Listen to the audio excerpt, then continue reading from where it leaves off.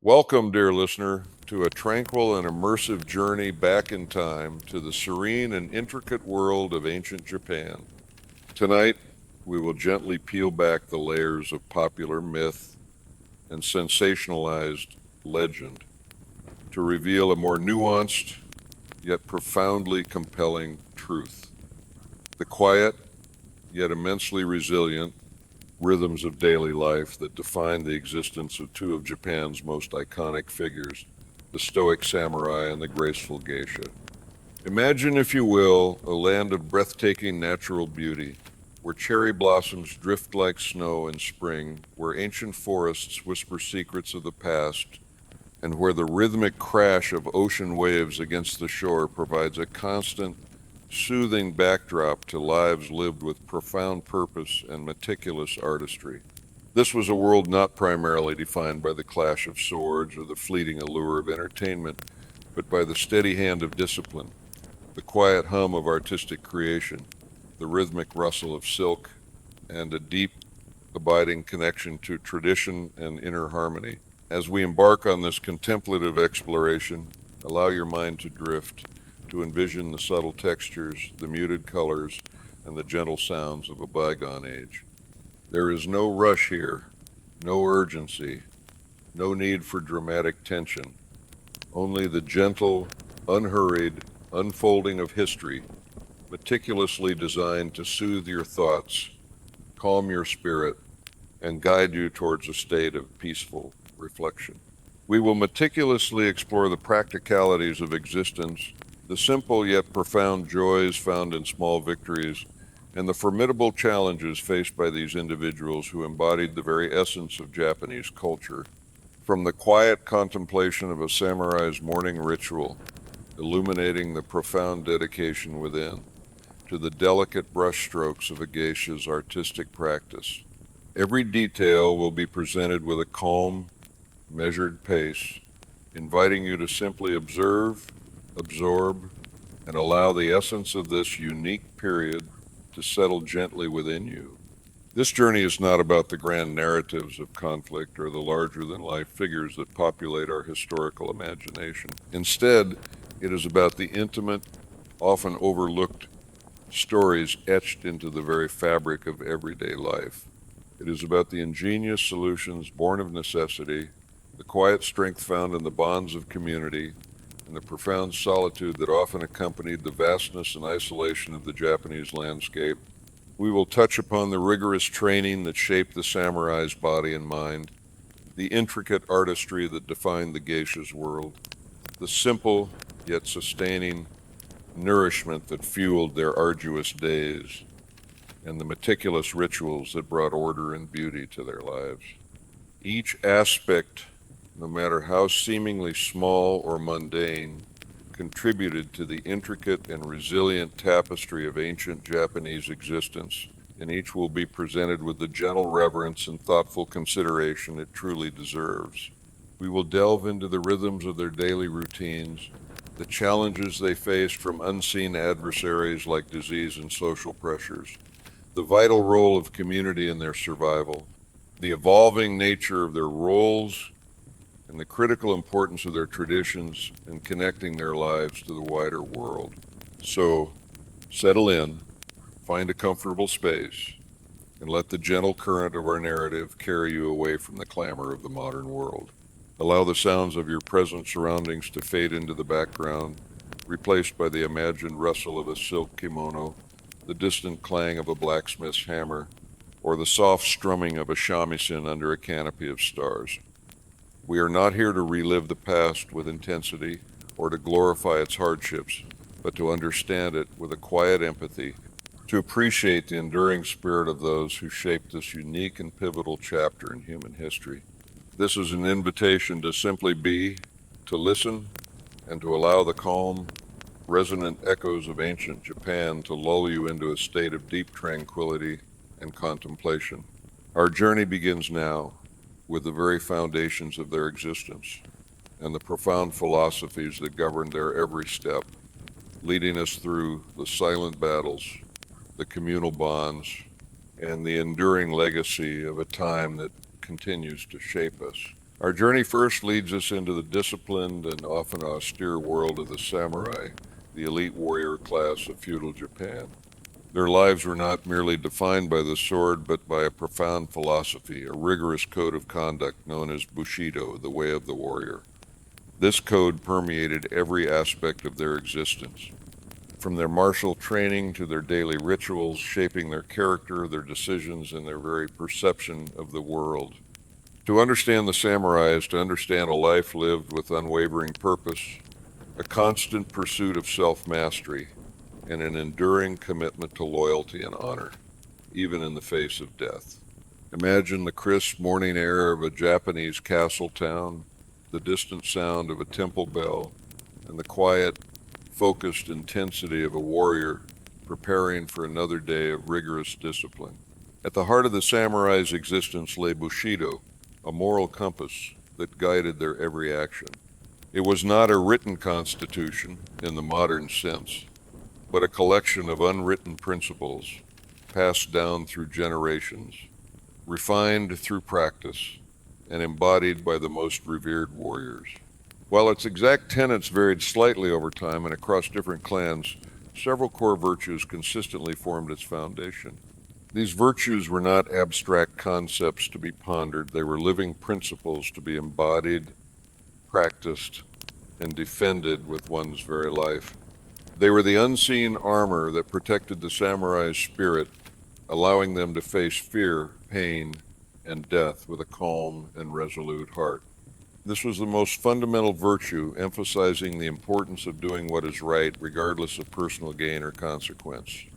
It was about making decisions based on moral principles, acting with integrity, and upholding justice.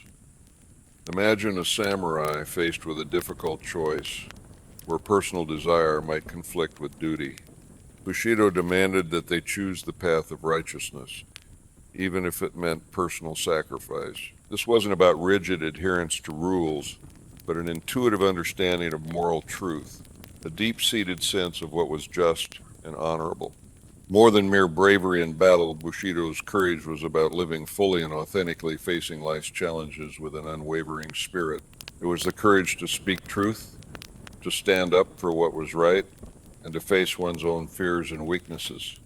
It was not the absence of fear, but the mastery over it, the ability to act decisively and calmly, even when trembling inside. Picture a samurai standing firm against overwhelming odds, not out of recklessness, but out of a profound sense of duty and an inner strength cultivated through years of discipline. This virtue emphasized compassion, kindness, and a deep concern for the well-being of others.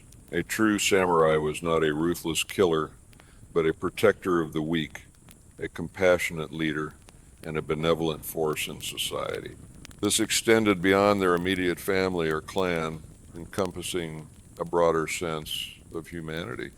Imagine a powerful samurai, not just skilled in combat, but also capable of profound empathy, offering comfort to the distressed or extending a helping hand to those in need. This benevolence tempered their martial prowess, ensuring their strength was used for good. Respect, politeness, courtesy, and respect were paramount in samurai society. This wasn't superficial etiquette, but a genuine expression of consideration for others, regardless of their social standing. It was about treating everyone with dignity, acknowledging their inherent worth, and maintaining harmony in all interactions. Picture the meticulous bowing rituals, the precise language, and the thoughtful gestures that characterize samurai interactions, all designed to convey respect and maintain social order. This respect extended to their enemies, to their weapons, and to the very act of living and dying. Truthfulness and sincerity were absolute. A samurai's word was their bond, and deception was considered a grave dishonor. This extended beyond spoken words to their very character, demanding authenticity and integrity in all their dealings. Imagine a samurai whose reputation for honesty was so profound that their mere word was enough to settle a dispute or guarantee a promise. This unwavering commitment to truth fostered trust and reliability, essential qualities in a society built on intricate social hierarchies. This, this was perhaps the most defining virtue, encompassing a samurai's reputation, dignity, and moral standing. Honor was more valuable than life itself, and a samurai would go to extreme lengths to preserve it. This could manifest in various ways, from defending their lord's name to performing seppuku, to atone for a failure or to avoid capture and dishonor. Imagine the immense weight of this concept, where every action, every decision was weighed against the scales of honor, a constant internal struggle to live up to the highest ideals of their class. Unwavering loyalty to their lord, their family, and their principles was a cornerstone of Bushido. A samurai's devotion was absolute, extending even to death. This loyalty was not blind obedience, but a conscious choice, a deep commitment to the well-being and success of those they served. Picture a samurai standing steadfastly by their lord, even when faced with overwhelming danger, their loyalty an unshakable pillar of their identity. This profound sense of duty and allegiance formed the bedrock of the feudal system, ensuring stability and order in a turbulent world. These virtues, woven together, form the intricate tapestry of Bushido, a code that transformed mere warriors into figures of profound moral and spiritual depth. It was a demanding path requiring constant self-reflection, rigorous discipline, and an unwavering commitment to ideals that transcended personal comfort or gain. The samurai's life, viewed through the lens of Bushido, becomes a testament to the human capacity for self-improvement, for living with purpose, and for finding meaning in the pursuit of excellence, both in combat and in character. While the image of the samurai is often dominated by scenes of heroic combat and dramatic duels, the reality of their daily lives was far more nuanced, encompassing a meticulous balance of rigorous training, intellectual pursuits, artistic endeavors, and the quiet fulfillment of their duties. For many samurai, especially during periods of relative peace, the battlefield was a distant prospect, and their days were instead shaped by a disciplined routine designed to cultivate both martial prowess and spiritual refinement. Imagine the soft glow of dawn filtering through a shoji screen, illuminating a warrior engaged in a quiet ritual, far removed from the clamor of war. The morning ritual, a foundation of discipline. The samurai's day typically began before sunrise, a practice rooted in both practicality and spiritual discipline. The early hours were considered sacred, a time for quiet contemplation and preparation for the day ahead. The first act was often a meticulous personal hygiene routine involving washing, grooming, and the careful arrangement of their hair, often into the distinctive top knot. This was not mere vanity, but a ritualistic cleansing, a way to purify the body and mind before engaging in the day's activities. The act of dressing, particularly donning their traditional attire, was also performed with a deliberate slowness, each movement a conscious step towards embodying the samurai ideal. Following personal preparation, many samurai would engage in a period of meditation, often zazen, a form of seated meditation associated with Zen Buddhism. This practice was crucial for cultivating mental clarity, emotional control, and a deep sense of inner peace, qualities essential for a warrior who might face life or death situations. The quiet stillness of these moments allowed them to reflect on the Bushido code, to calm their minds, and to prepare themselves for whatever challenges the day might bring. This meditative practice was not a luxury, but a fundamental component of their training, fostering the mental fortitude necessary for their demanding lives. Training in martial arts, the constant pursuit of mastery. Despite periods of peace, a samurai's martial training was a lifelong commitment, a continuous pursuit of perfection in various disciplines. The morning hours were often dedicated to rigorous physical and technical practice. This included Ninjutsu, the art of swordsmanship encompassing various styles and techniques for wielding the katana and wakizashi. Practice involved repetitive drills, kata, prearranged forms, and often sparring with wooden swords or bamboo swords, shinai. The goal was not just physical skill, but also mental agility, precision, and the ability to react instinctively. Imagine the rhythmic swish of a blade cutting through the air, the focused breathing, and the intense concentration required to master this deadly art. Kyujutsu, the art of archery, a highly respected skill that required immense strength, precision, and mental focus. Samurai practiced shooting from horseback, yabusame, and on foot, aiming for accuracy and speed. The bow was considered a noble weapon, and mastery of archery was a mark of a truly accomplished warrior. Picture the taut bowstring, the focused gaze, and the silent release of an arrow soaring towards its target with deadly intent. So jutsu, the art of the spear, a versatile weapon, effective in both close quarters combat and from a distance. Training involved thrusting, sweeping, and parrying techniques, emphasizing fluid movement and effective leverage. The spear was often the primary weapon for foot soldiers and could be devastatingly effective in formation. Jujutsu, various forms of unarmed combat and grappling designed to be effective when a samurai was disarmed or in close quarters. These techniques focused on throws, joint locks, and strikes, emphasizing efficiency and leverage over brute strength. This training also included methods for restraining and controlling an opponent without lethal force. Horsemanship. For many samurai, particularly those of higher rank, horsemanship was an essential skill. They practiced riding, maneuvering, and fighting from horseback, often in full armor. The ability to control a horse in battle was crucial for both offense and defense. Imagine the powerful gallop of a warhorse, the rider a seamless extension of the animal, moving with grace and power. These training sessions were not merely physical exercises, they were also opportunities for mental and spiritual cultivation. The repetition, the discipline, and the constant striving for improvement instilled patience, perseverance, and a deep understanding of their own limitations and potential. The dojo was a sacred space, a place of intense focus and unwavering dedication. Intellectual and artistic pursuits, cultivating the bun aspect. Beyond their martial skills, samurai were also expected to cultivate their intellectual and artistic abilities, embodying the ideal of bunbu ryo, the way of the pen and sword. This dual emphasis reflected the belief that a true warrior was not just a master of combat, but also a cultivated individual with a refined mind and spirit. This aspect of their lives often involved calligraphy. The art of beautiful writing was highly esteemed. Samurai practiced calligraphy not just as a skill, but as a meditative discipline, focusing on precision, balance, and the flow of energy.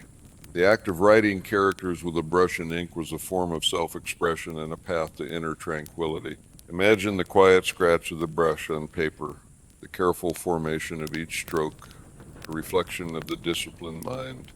Many samurai were accomplished poets, finding solace and expression in the concise and evocative forms of Japanese poetry. Haiku, with its 575 syllable structure, allowed for profound observations of nature and human emotion. Waka, a longer form, explored broader themes. Poetry provided an outlet for their inner thoughts and feelings, a contrast to the often stoic exterior they presented to the world. Picture a samurai, after a day of training, composing verses under the moonlight, finding beauty in the fleeting moments of life. The way of tea was a profound spiritual and aesthetic practice that emphasized harmony, respect, purity, and tranquility. Wake se jaku. Participating in or conducting a tea ceremony was a meditative experience, a meticulous ritual that fostered mindfulness and appreciation for the present moment. Every gesture, every object, every sound in the tea room was imbued with meaning, creating an atmosphere of profound peace. Imagine the gentle whisking of matcha, the warmth of the bowl in one's hands, and the quiet contemplation of the simple beauty of the ritual. flower arranging kado, or ikebana. This art form, like the tea ceremony, was a disciplined practice that focused on balance, harmony, and the appreciation of nature. Samurai learned to arrange flowers not just for aesthetic pleasure, but as a way to cultivate sensitivity and an understanding of natural forms. It was a way to find beauty in imperfection and transience, reflecting the Buddhist concept of wabi-sabi. Literature and philosophy. Many samurai were avid readers and scholars studying classical Chinese and Japanese literature, history, and philosophy, particularly Confucianism and Zen Buddhism. These studies provided them with a moral framework, strategic insights, and a deeper understanding of the human condition. Debates and discussions on philosophical topics were common, fostering intellectual growth and critical thinking. These intellectual and artistic pursuits were not seen as distractions from their warrior path, but as essential components of it. They provided mental discipline, emotional balance, and a deeper appreciation for life, which in turn made them more effective and well-rounded individuals. The cultivation of bun was believed to temper the harshness of bu, creating a balanced and virtuous character. Social life and family. The samurai, despite their elite status, were deeply embedded in the social fabric of feudal Japan. Their lives were governed by a strict hierarchy and a complex web of relationships.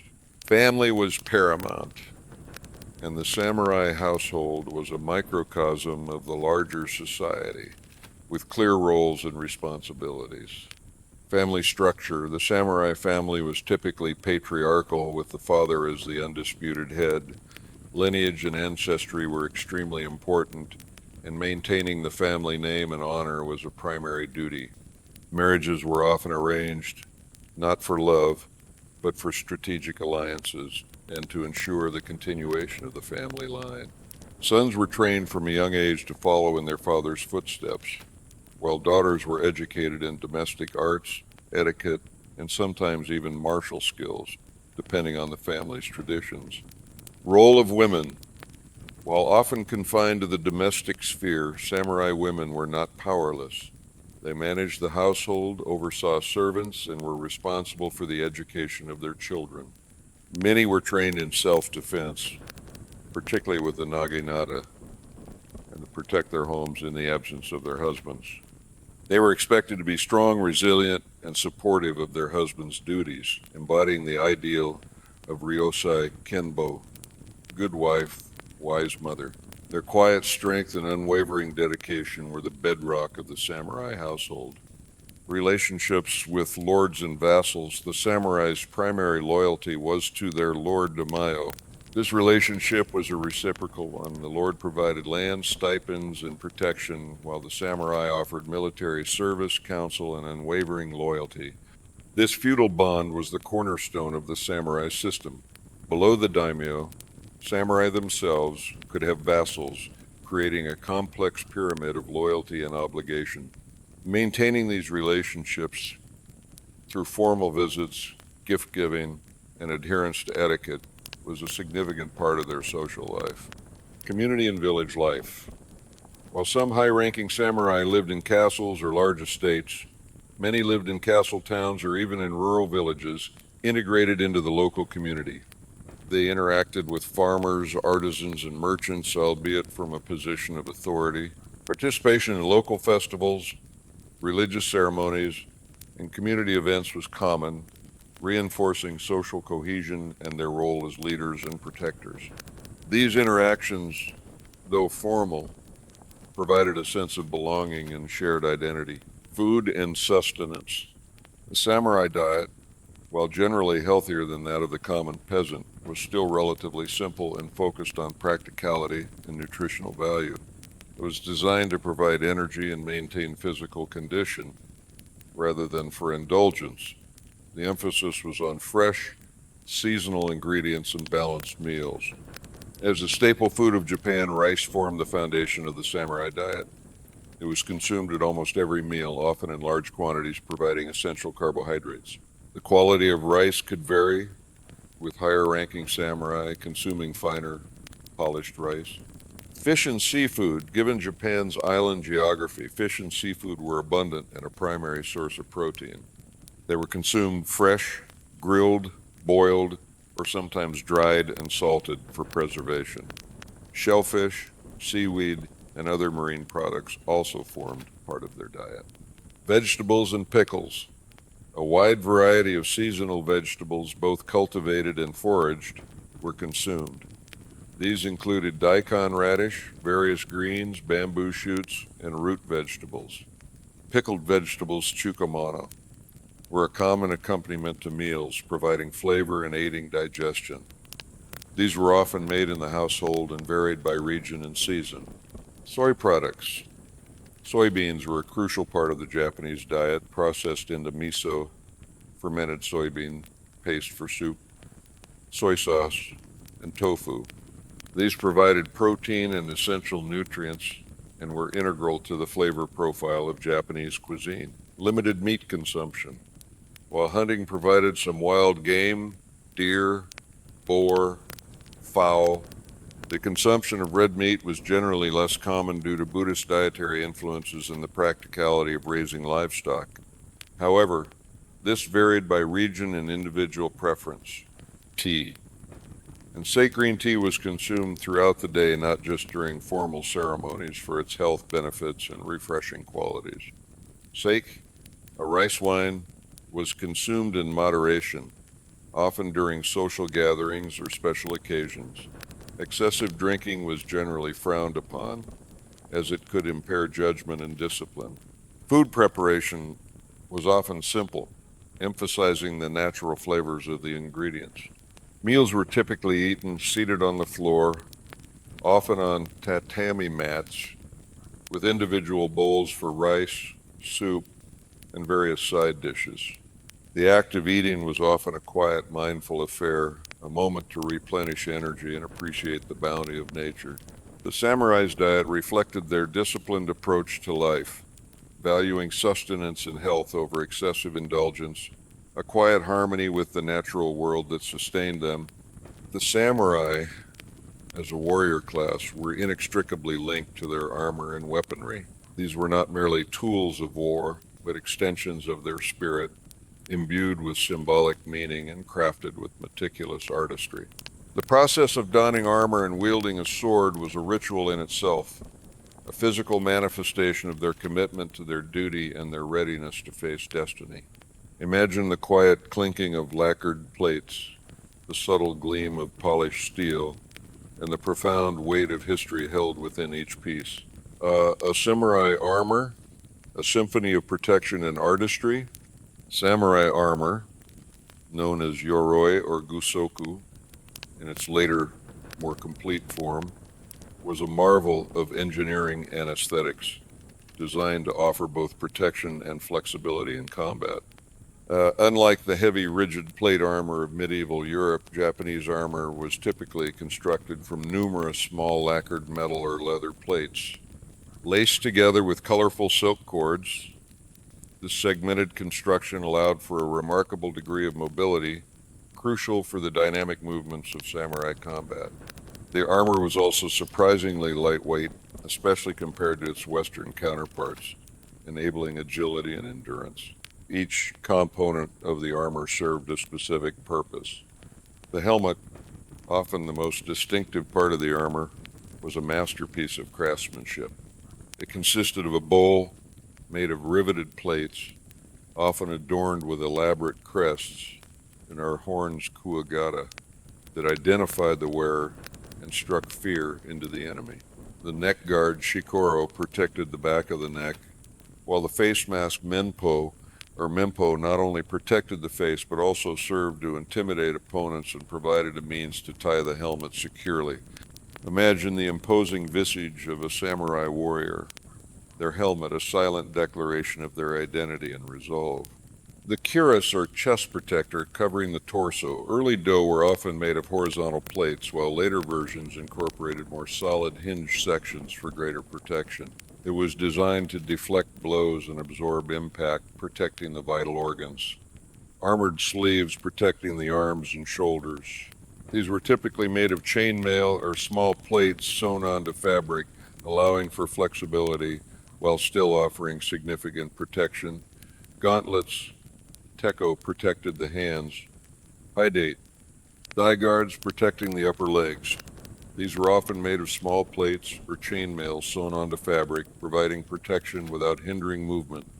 Suneate, shin guards protecting the lower legs. These were typically made of solid plates or splints designed to absorb blows and protect against cuts. Large rectangular shoulder guards providing protection for the shoulders and upper arms. These were often highly decorated and could be detached for easier movement. The aesthetic of samurai armor was as important as its protective qualities. The vibrant silk lacings, the intricate metalwork, and the often symbolic decorations reflected the samurai's artistic sensibilities and their belief in the beauty of martial arts. Each piece of armor was custom made for its wearer, a unique blend of functionality and personal expression. Donning the armor was a meticulous process, often requiring the assistance of attendants, a ritual that transformed the individual into a formidable warrior, ready to face the challenges of battle. The soul of the samurai, weaponry. While samurai utilized a variety of weapons, none held the same symbolic and practical significance as the sword, particularly the katana. The sword was considered the soul of the samurai, a sacred object imbued with the spirit of its maker and its wielder. The craftsmanship involved in creating a katana was a closely guarded secret, passed down through generations of master swordsmiths, and the resulting blade was a work of art as much as a weapon. The primary sword of the samurai, characterized by its distinctive curved, single-edged blade, circular or squared guard, and long grip suit to accommodate two hands. The katana was renowned for its exceptional sharpness, strength, and cutting ability. It was worn with the cutting edge facing upwards, allowing for a swift draw and cut in a single motion. The process of forging a katana involved meticulous folding and hammering of steel, creating a blade with multiple layers and a differential hardening process that resulted in a hard, sharp edge and a more flexible, shock-absorbing spine. Imagine the subtle shimmer of the blade reflecting the light, a silent testament to centuries of tradition and unparalleled skill. Wakizashi, a shorter sword often worn alongside the katana, the daisho, or long and short swords. The wakizashi was typically between 30 and 60 cm, 12 and 24 inches long.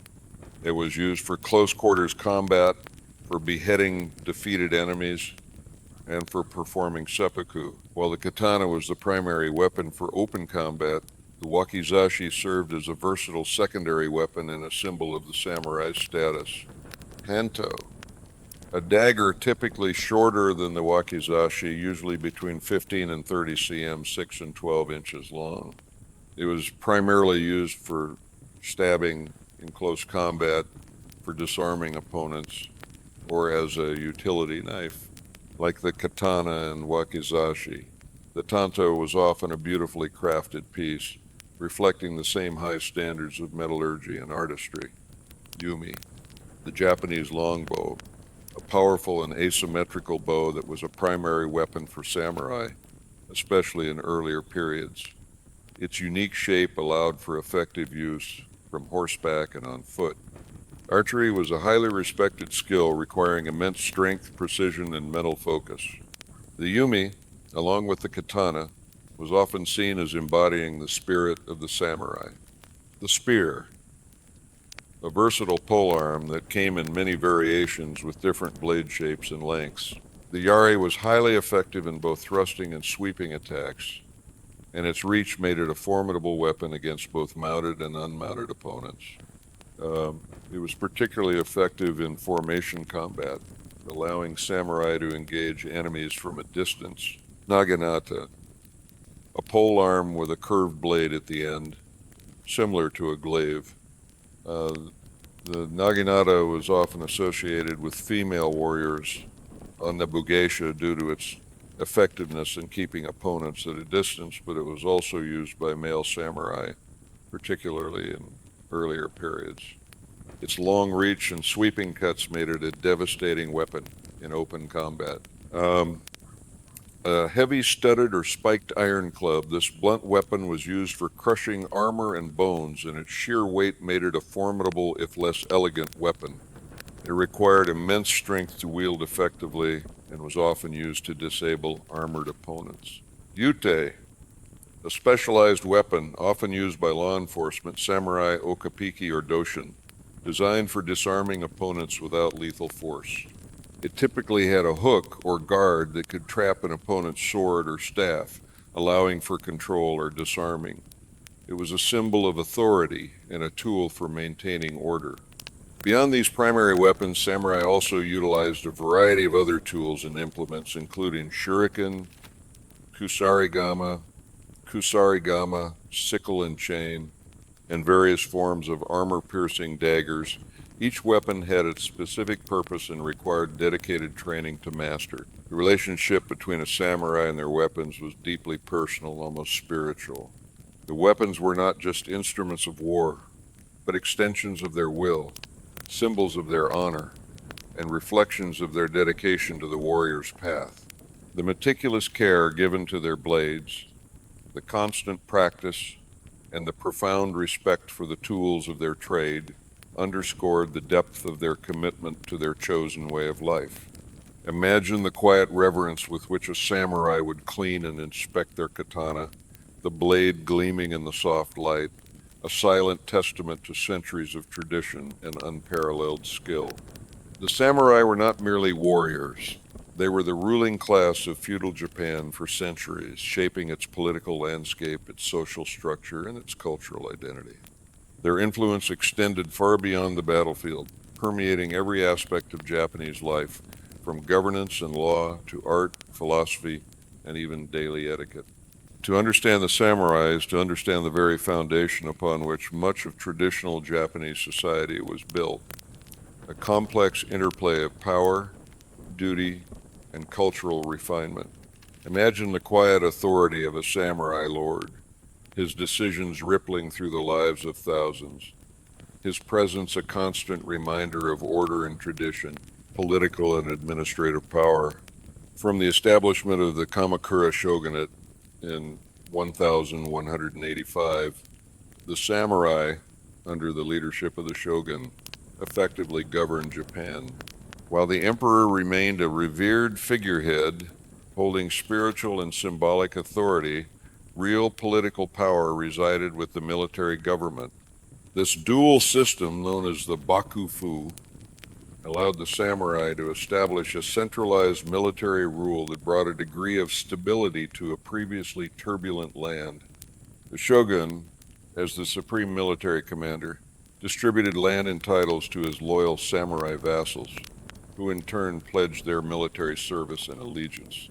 This feudal system created a complex hierarchy of loyalty and obligation, forming the backbone of the samurai's political power. Samurai served as administrators, judges, and tax collectors in their respective domains. They were responsible for maintaining order, enforcing laws, and managing the local economy. Their presence in every village and town ensured that the shogun's authority, however distant, was felt throughout the land. They oversaw irrigation projects, managed agricultural output, and resolved disputes among the peasantry. This administrative role required not just martial skill, but also a keen understanding of governance, economics, and human nature. The image of a samurai, not with a sword, but with a brush and ledger, meticulously managing the affairs of his domain, is a testament to their multifaceted responsibilities.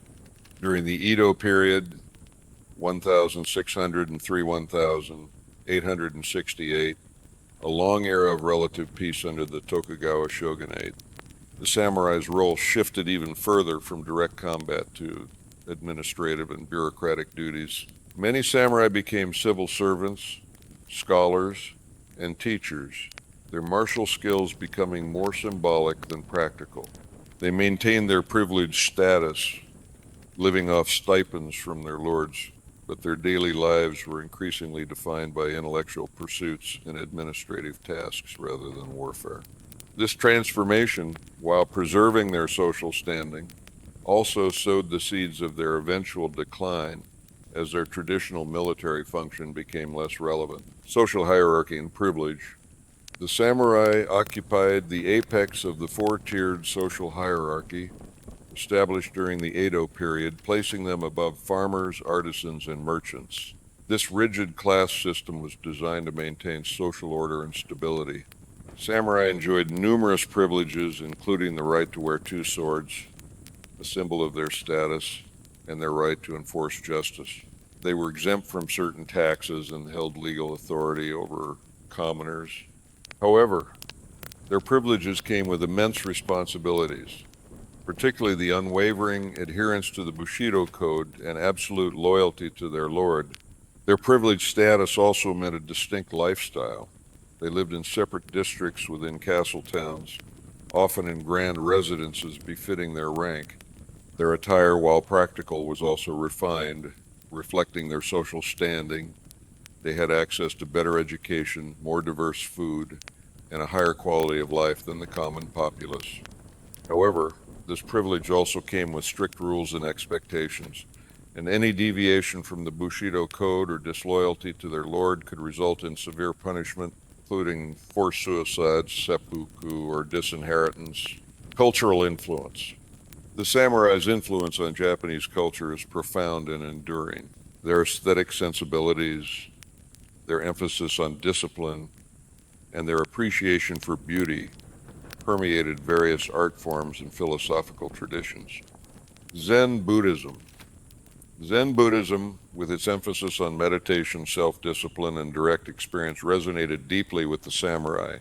It provided a philosophical framework for facing death with equanimity, for cultivating mental clarity, and for achieving mastery in their martial arts. Many samurai became devout Zen practitioners, and Zen temples often served as centers of learning and spiritual guidance for the warrior class. The quiet contemplation of Zen influenced their approach to art, gardening, and even the tea ceremony. Tea ceremony.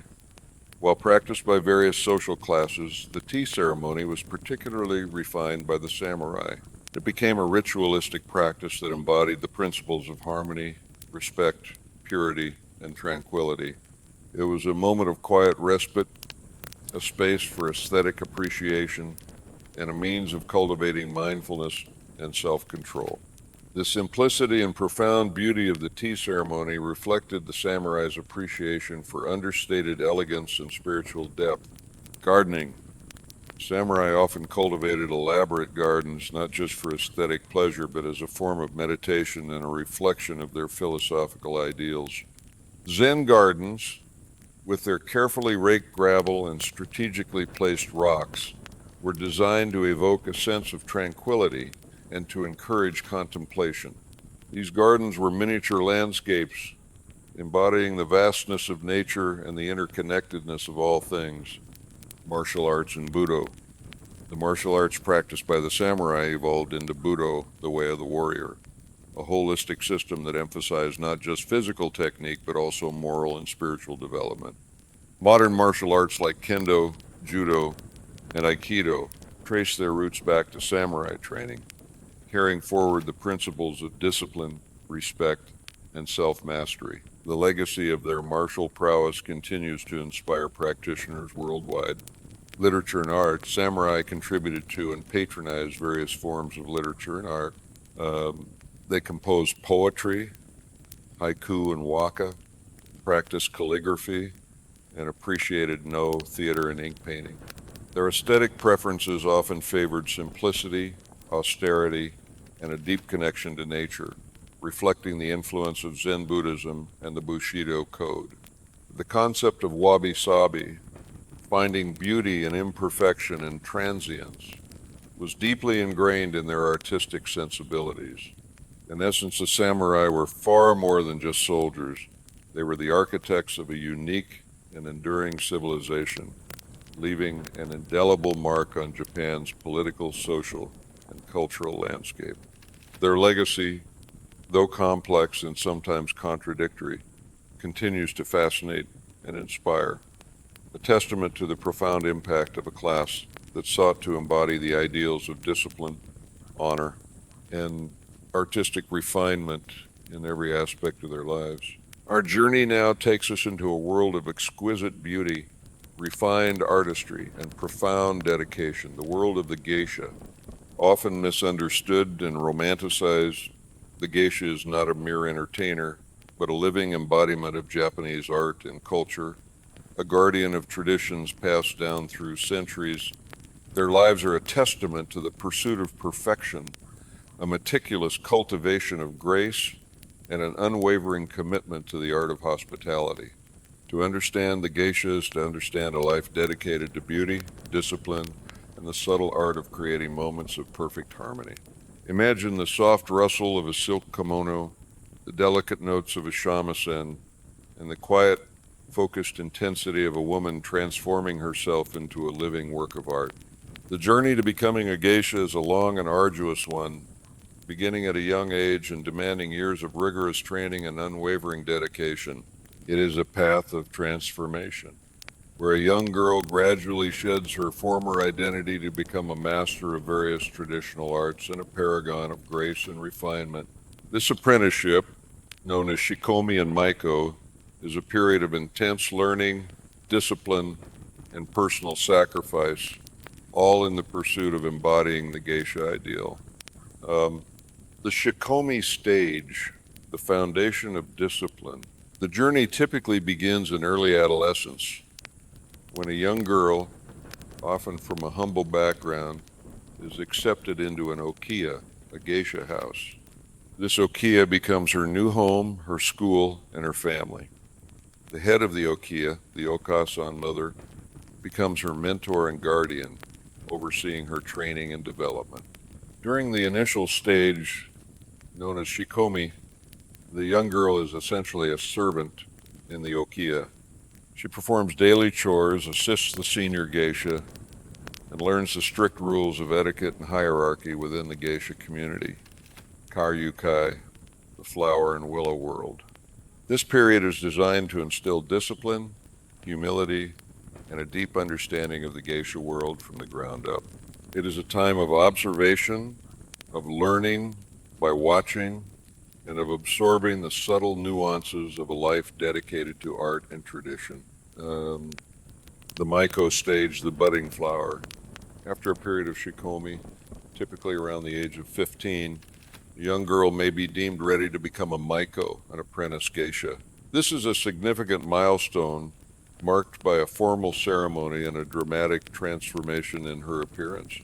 The maiko is a vibrant and eye-catching figure. Her elaborate kimono, her distinctive makeup, and her elaborate hairstyle, signaling her status as a geisha in training. The maiko stage is a period of intense artistic training and social immersion. She attends specialized schools where she learns. The maiko learns various forms of traditional Japanese dance characterized by graceful flowing movements and subtle gestures. The dance is not just a performance, but a form of storytelling, conveying emotions and narratives through movement. Imagine the delicate flutter of a fan, the gentle sway of a silk sleeve, and the profound beauty of a story told without words. The maiko learns to play various traditional instruments, most notably the shamisen, a three-stringed lute that is a central element of geisha performances. She also learns to play the katsuzumi, a small hand, and the fu, a bamboo flute. Her training involves not just technical skill, but also the ability to accompany dance and to create a specific mood or atmosphere. Singing. The maiko learns to sing various traditional songs, from lively folk tunes to more melancholic ballads. Her voice is trained to be expressive and evocative, capable of conveying a wide range of emotions. Tea ceremony. The maiko learns the art of the tea ceremony, a profound spiritual and aesthetic practice that embodies the principles of harmony, respect, purity, and tranquility. She learns to prepare and serve tea with grace and precision, creating a moment of quiet contemplation for her guests. Flower arranging, kado or ikebana. The maiko learns the art of flower arranging, a disciplined practice that focuses on balance, harmony, and the appreciation of nature. She learns to create beautiful and meaningful arrangements that reflect the season and the mood of the occasion. Conversation and hospitality. Perhaps the most crucial skill a Maiko learns is the art of conversation and hospitality. She learns to engage in witty and intelligent conversation, to listen attentively, and to make her guests feel welcome and at ease. She learns to play games, to tell stories, and to create an atmosphere of refined entertainment and intellectual stimulation. This is the essence of omotenashi, the Japanese art of wholehearted hospitality. During the Maiko stage, the apprentice geisha also begins to attend banquets and parties in tea houses, accompanied by her wani-san, older sister, a senior geisha who acts as her mentor and guide. The wani-san introduces her to clients, teaches her the intricacies of social interaction, and helps her navigate the complex world of the karyukai. This is a period of learning by doing, of observing her wani-san in action, and of gradually developing her own style and confidence. The Maiko's appearance is a visual representation of her apprenticeship. Her elaborate kimono, with its long, flowing sleeves, her distinctive white makeup with unpainted lips, and her elaborate hairstyle adorned with seasonal hair ornaments and all signal her status as a geisha in training.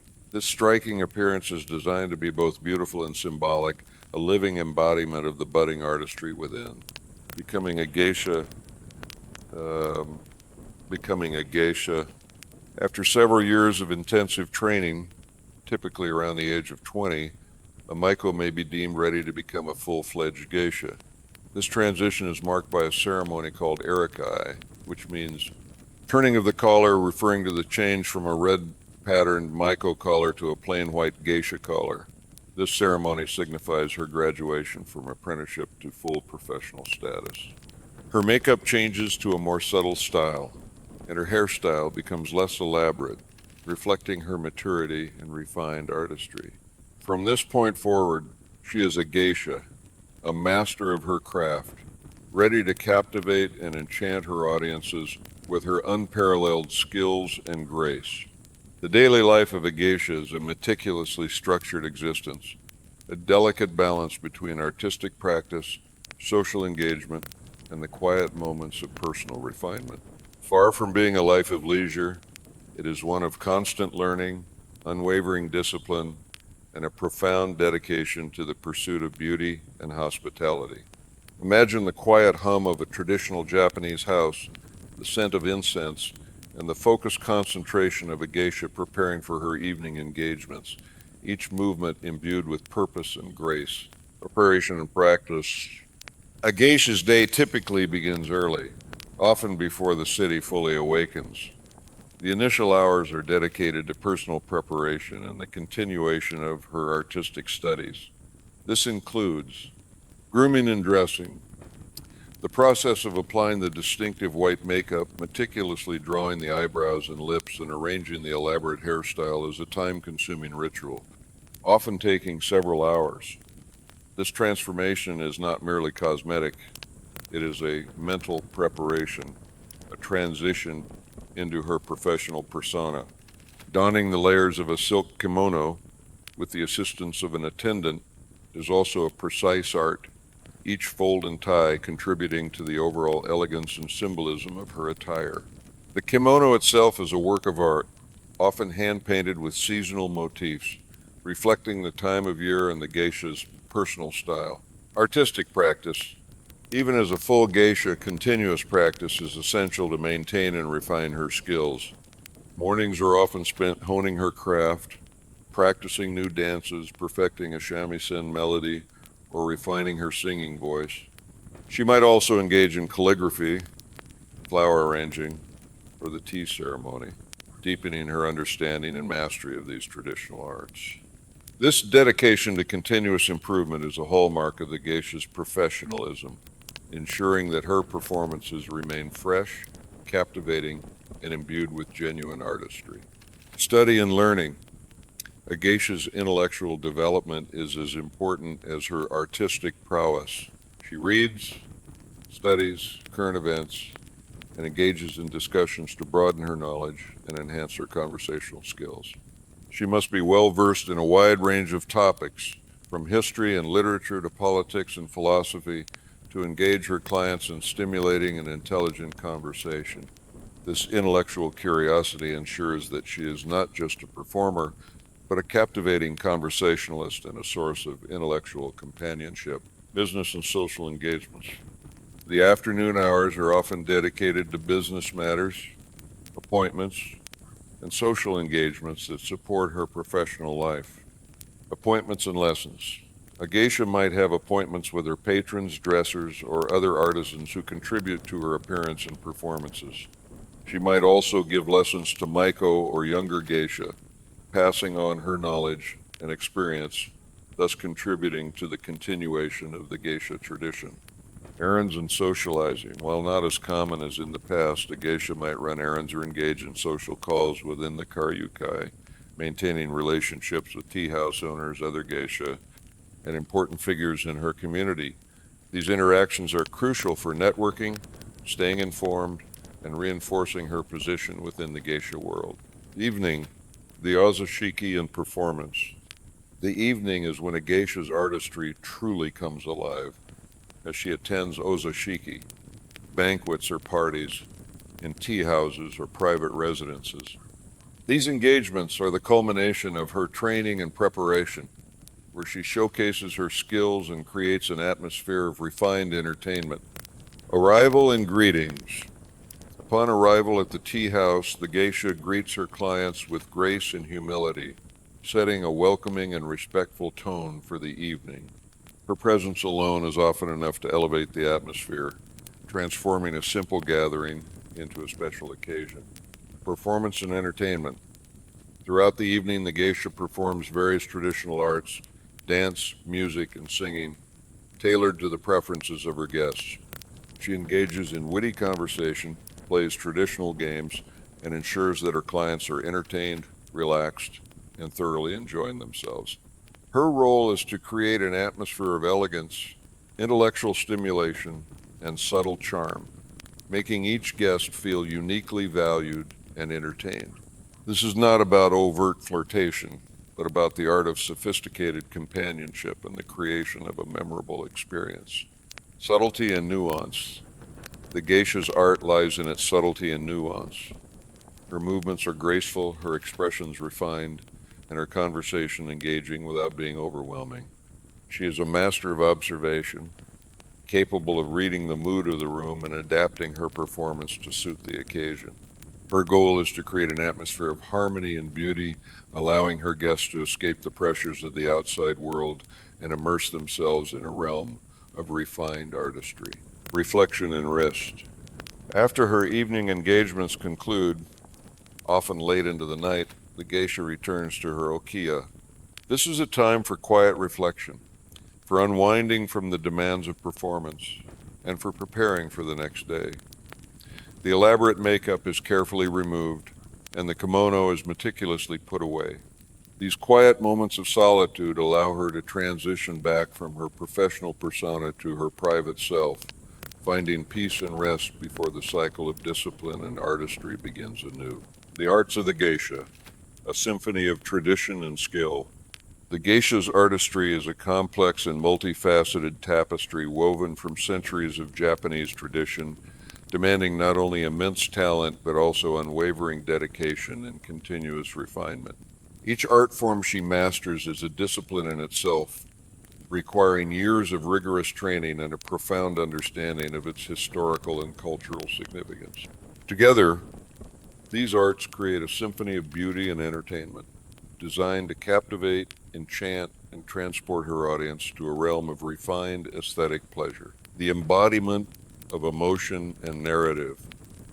Japanese traditional dance, particularly Nihon Buyo, is a cornerstone of the geisha's repertoire. It is a highly stylized art form characterized by graceful, flowing movements, subtle gestures, and a profound ability to convey emotion and narrative without word. Unlike Western dance, which often emphasizes athleticism and grand movements, Nihon Byo focuses on internal expression the delicate interplay of posture, and the symbolic use of props like fans and kimonos.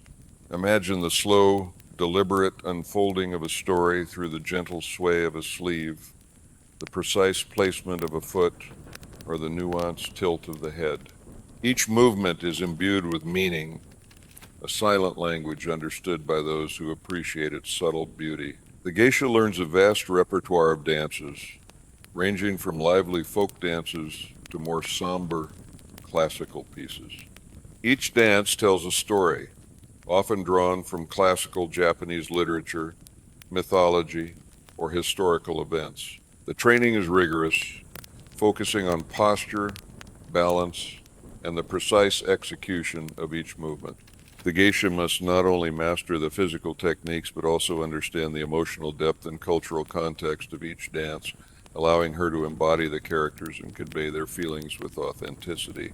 The dance is a living tradition, passed down from master to apprentice, ensuring its continuity and preserving its profound beauty. The soulful melodies of Japan. Music is an indispensable companion to the geisha's dance and conversation, creating the atmosphere and emotional backdrop for her performances. The geisha masters several traditional Japanese instruments, each with its unique voice and expressive capabilities. This three-stringed lute is perhaps the most iconic instrument associated with geisha. Its distinctive, somewhat percussive sound, produced by striking the strings with a large plectrum, can range from lively and energetic to melancholic and haunting. The geisha learns to play various musical pieces, accompanying her own singing or providing background music for dance.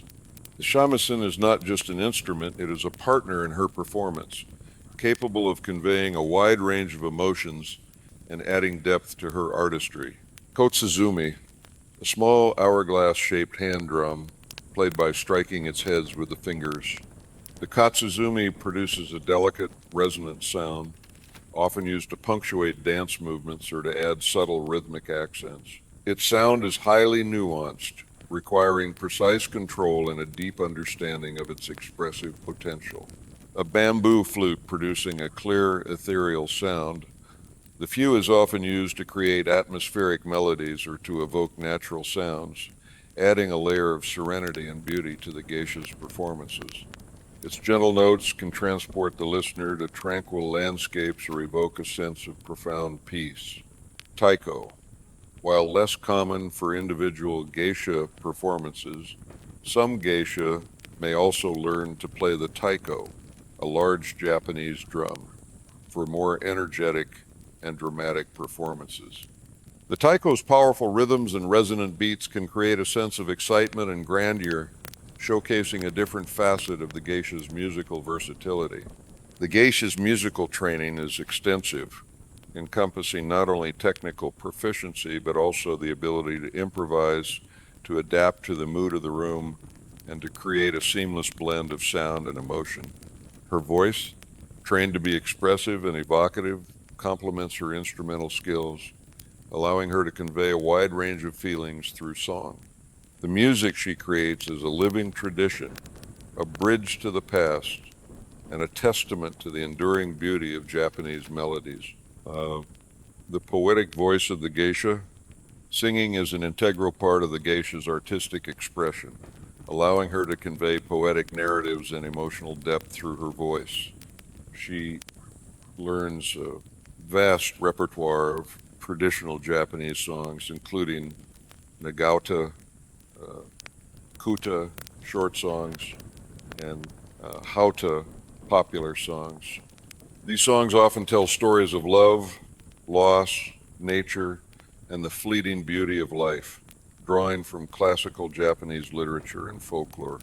The geisha's voice is trained to be clear, expressive, and capable of conveying a wide range of emotions, from joyous celebration to melancholic reflection.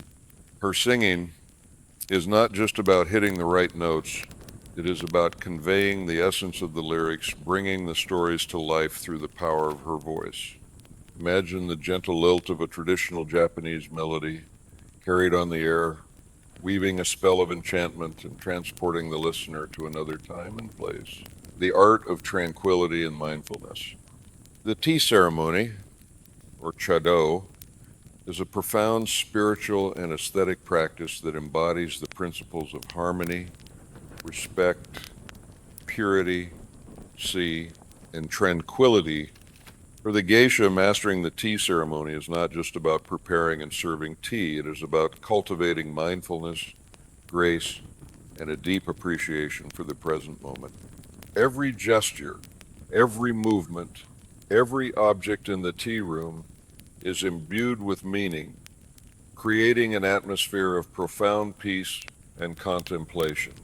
The geisha learns the precise rituals of preparing matcha, the powdered green tea, from the careful selection of the utensils to the delicate whisking of the tea.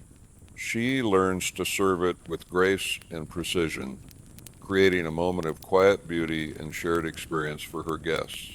The tea ceremony is a microcosm of Japanese aesthetics, a testament to the beauty found in simplicity and a powerful tool for fostering inner peace and connection. Flower arranging kado, or ikebana, the art of natural harmony. Flower arranging, or ikebana, is another disciplined art form that the geisha masters. It is not simply about arranging flowers in a vase. It is about creating a living sculpture that reflects the beauty of nature and the principles of harmony and balance. The geisha learns to select flowers and branches, to prune them with precision, and to arrange them in a way that evokes a sense of natural growth and movement. Each arrangement is a unique expression, reflecting the season, the occasion, and the geisha's personal aesthetic. Ikebana teaches patience, observation, and an appreciation for the transient beauty of nature, reflecting the Buddhist concept of wabi-sabi, finding beauty in imperfection and transience. Imagine the delicate beauty of a single branch, artfully placed, conveying a sense of profound peace and natural elegance. The art of the brush and spirit. Calligraphy, or shodo, the art of beautiful writing, is highly esteemed in Japanese culture and is another art form that geisha often practice.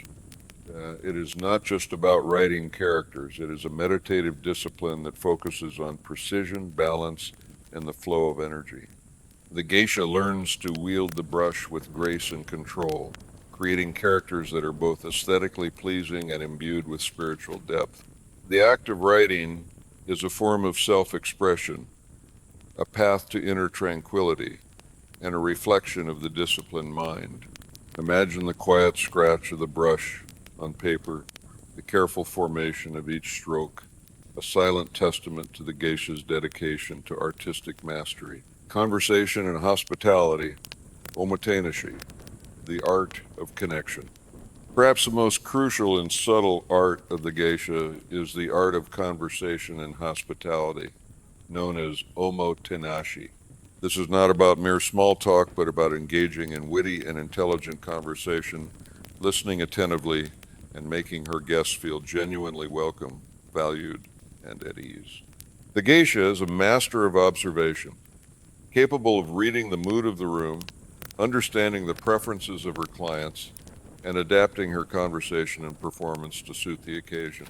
She learns to tell stories, to play traditional games, and to create an atmosphere of refined entertainment and intellectual stimulation.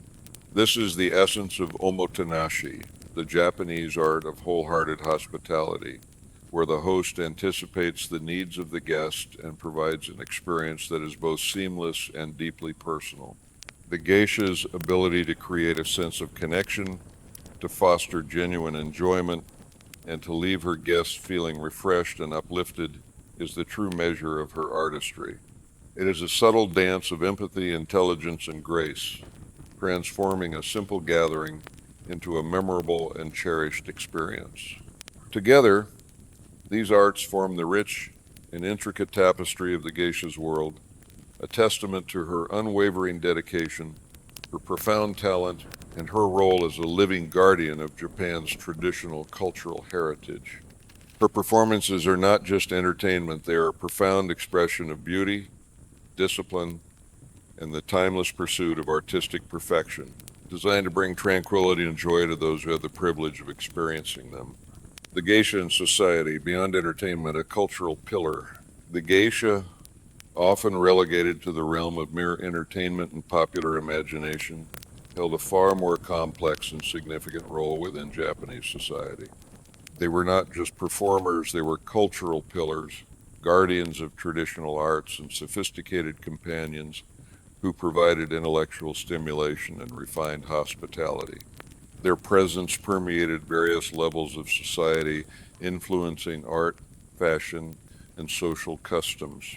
To understand the geisha is to appreciate their nuanced position as both artists and cultural preservers, operating within a highly structured and often misunderstood world. Imagine the quiet influence of a geisha, her subtle gestures and insightful conversation shaping the atmosphere of a gathering, her artistry enriching the lives of those she entertained. The distinction, geisha versus courtesan. One of the most persistent and damaging misconceptions surrounding geisha is their conflation with courtesans or prostitutes. It is crucial to understand that geisha were and are professional artists and entertainers whose services were based on their artistic skills and conversational abilities, not on sexual favors.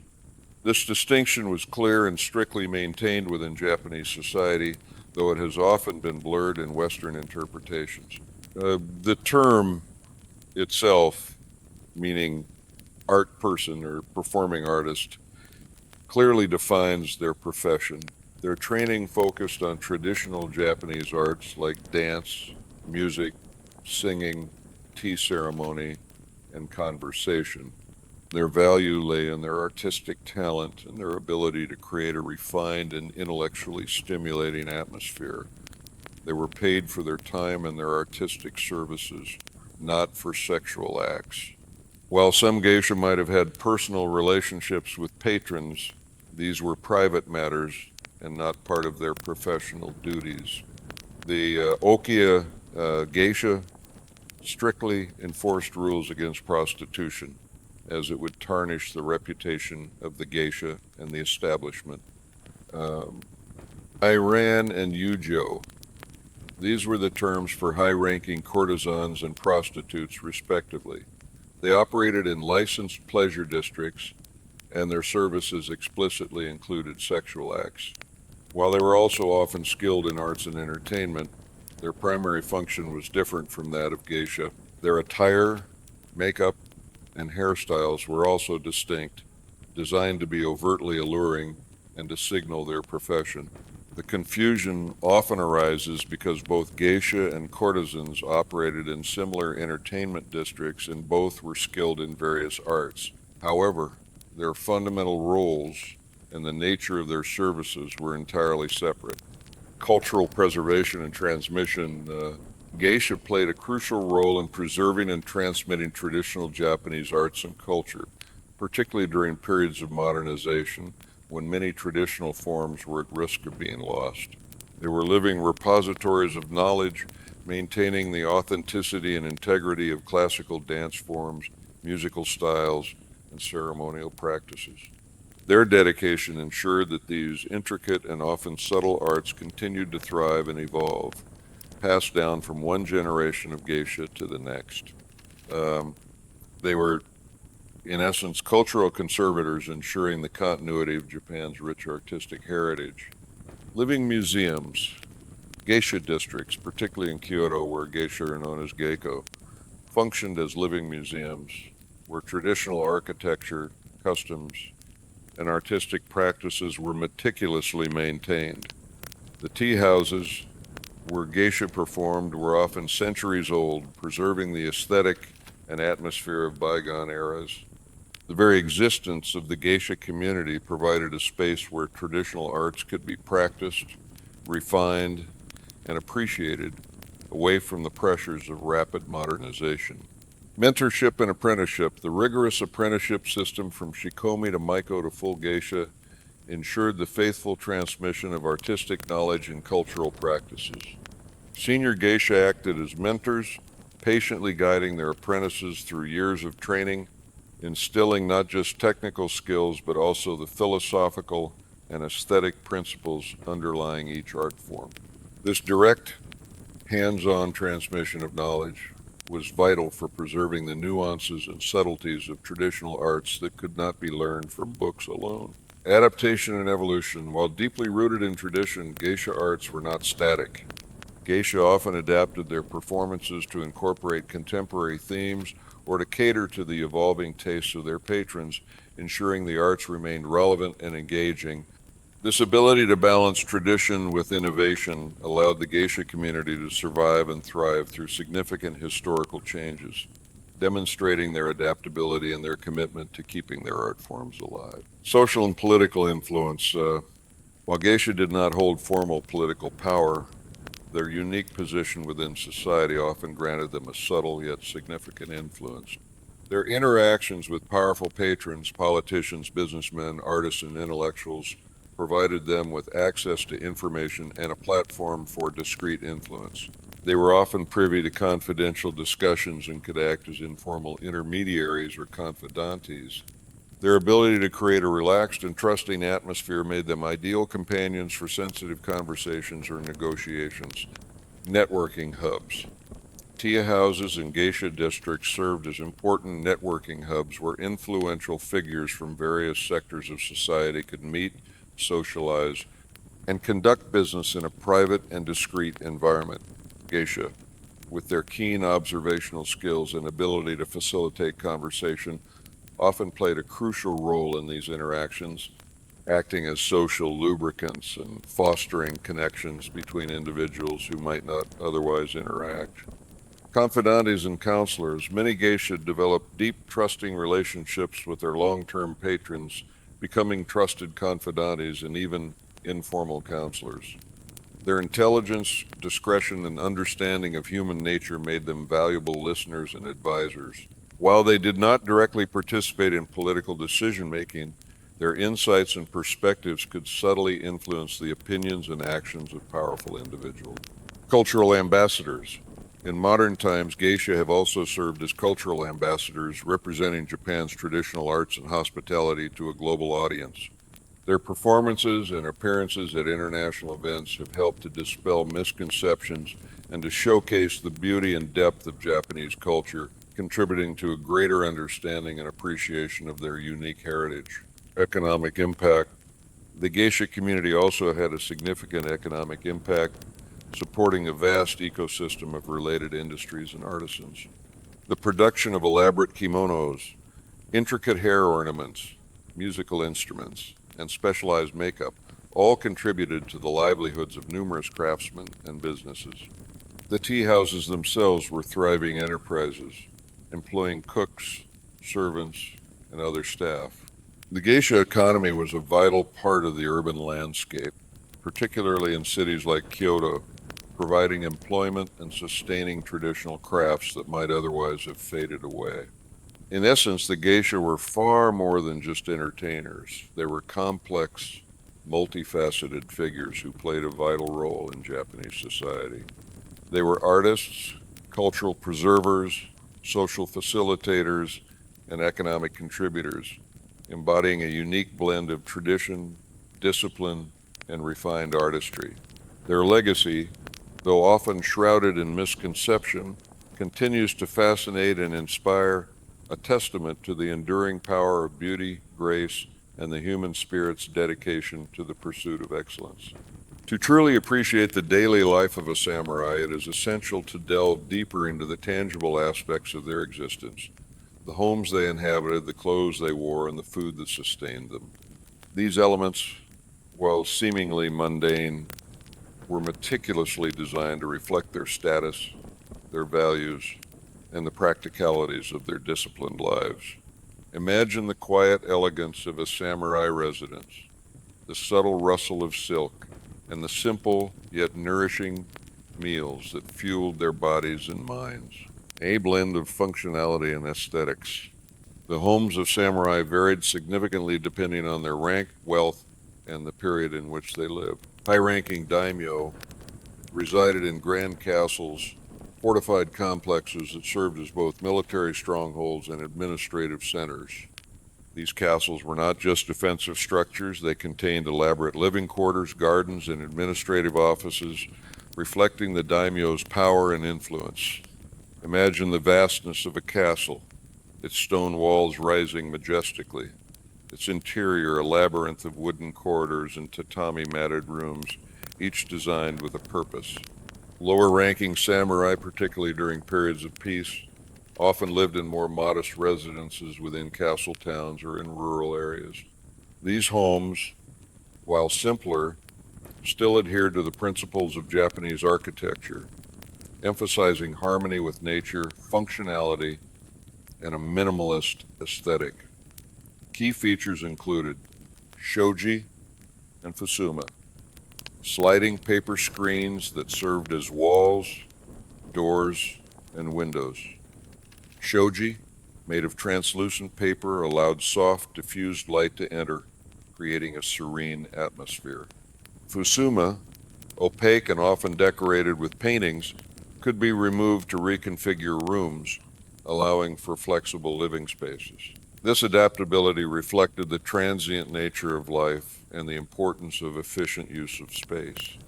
Woven straw mats that covered the floors, tatami provided insulation, comfort, and a clean surface for sitting and sleeping. Their precise dimensions dictated the layout of rooms, and their presence underscored the Japanese custom of removing shoes indoors, maintaining cleanliness and respect for the living space. Imagine the subtle scent of fresh straw, the soft give underfoot, and the quiet dignity of a tatami-matted room. A veranda or open corridor running along the outside of the house, often overlooking a garden. The Ingawa served as a transitional space between the interior and exterior, blurring the lines between nature and dwelling. It was a place for quiet contemplation, for enjoying the changing seasons, and for informal gatherings.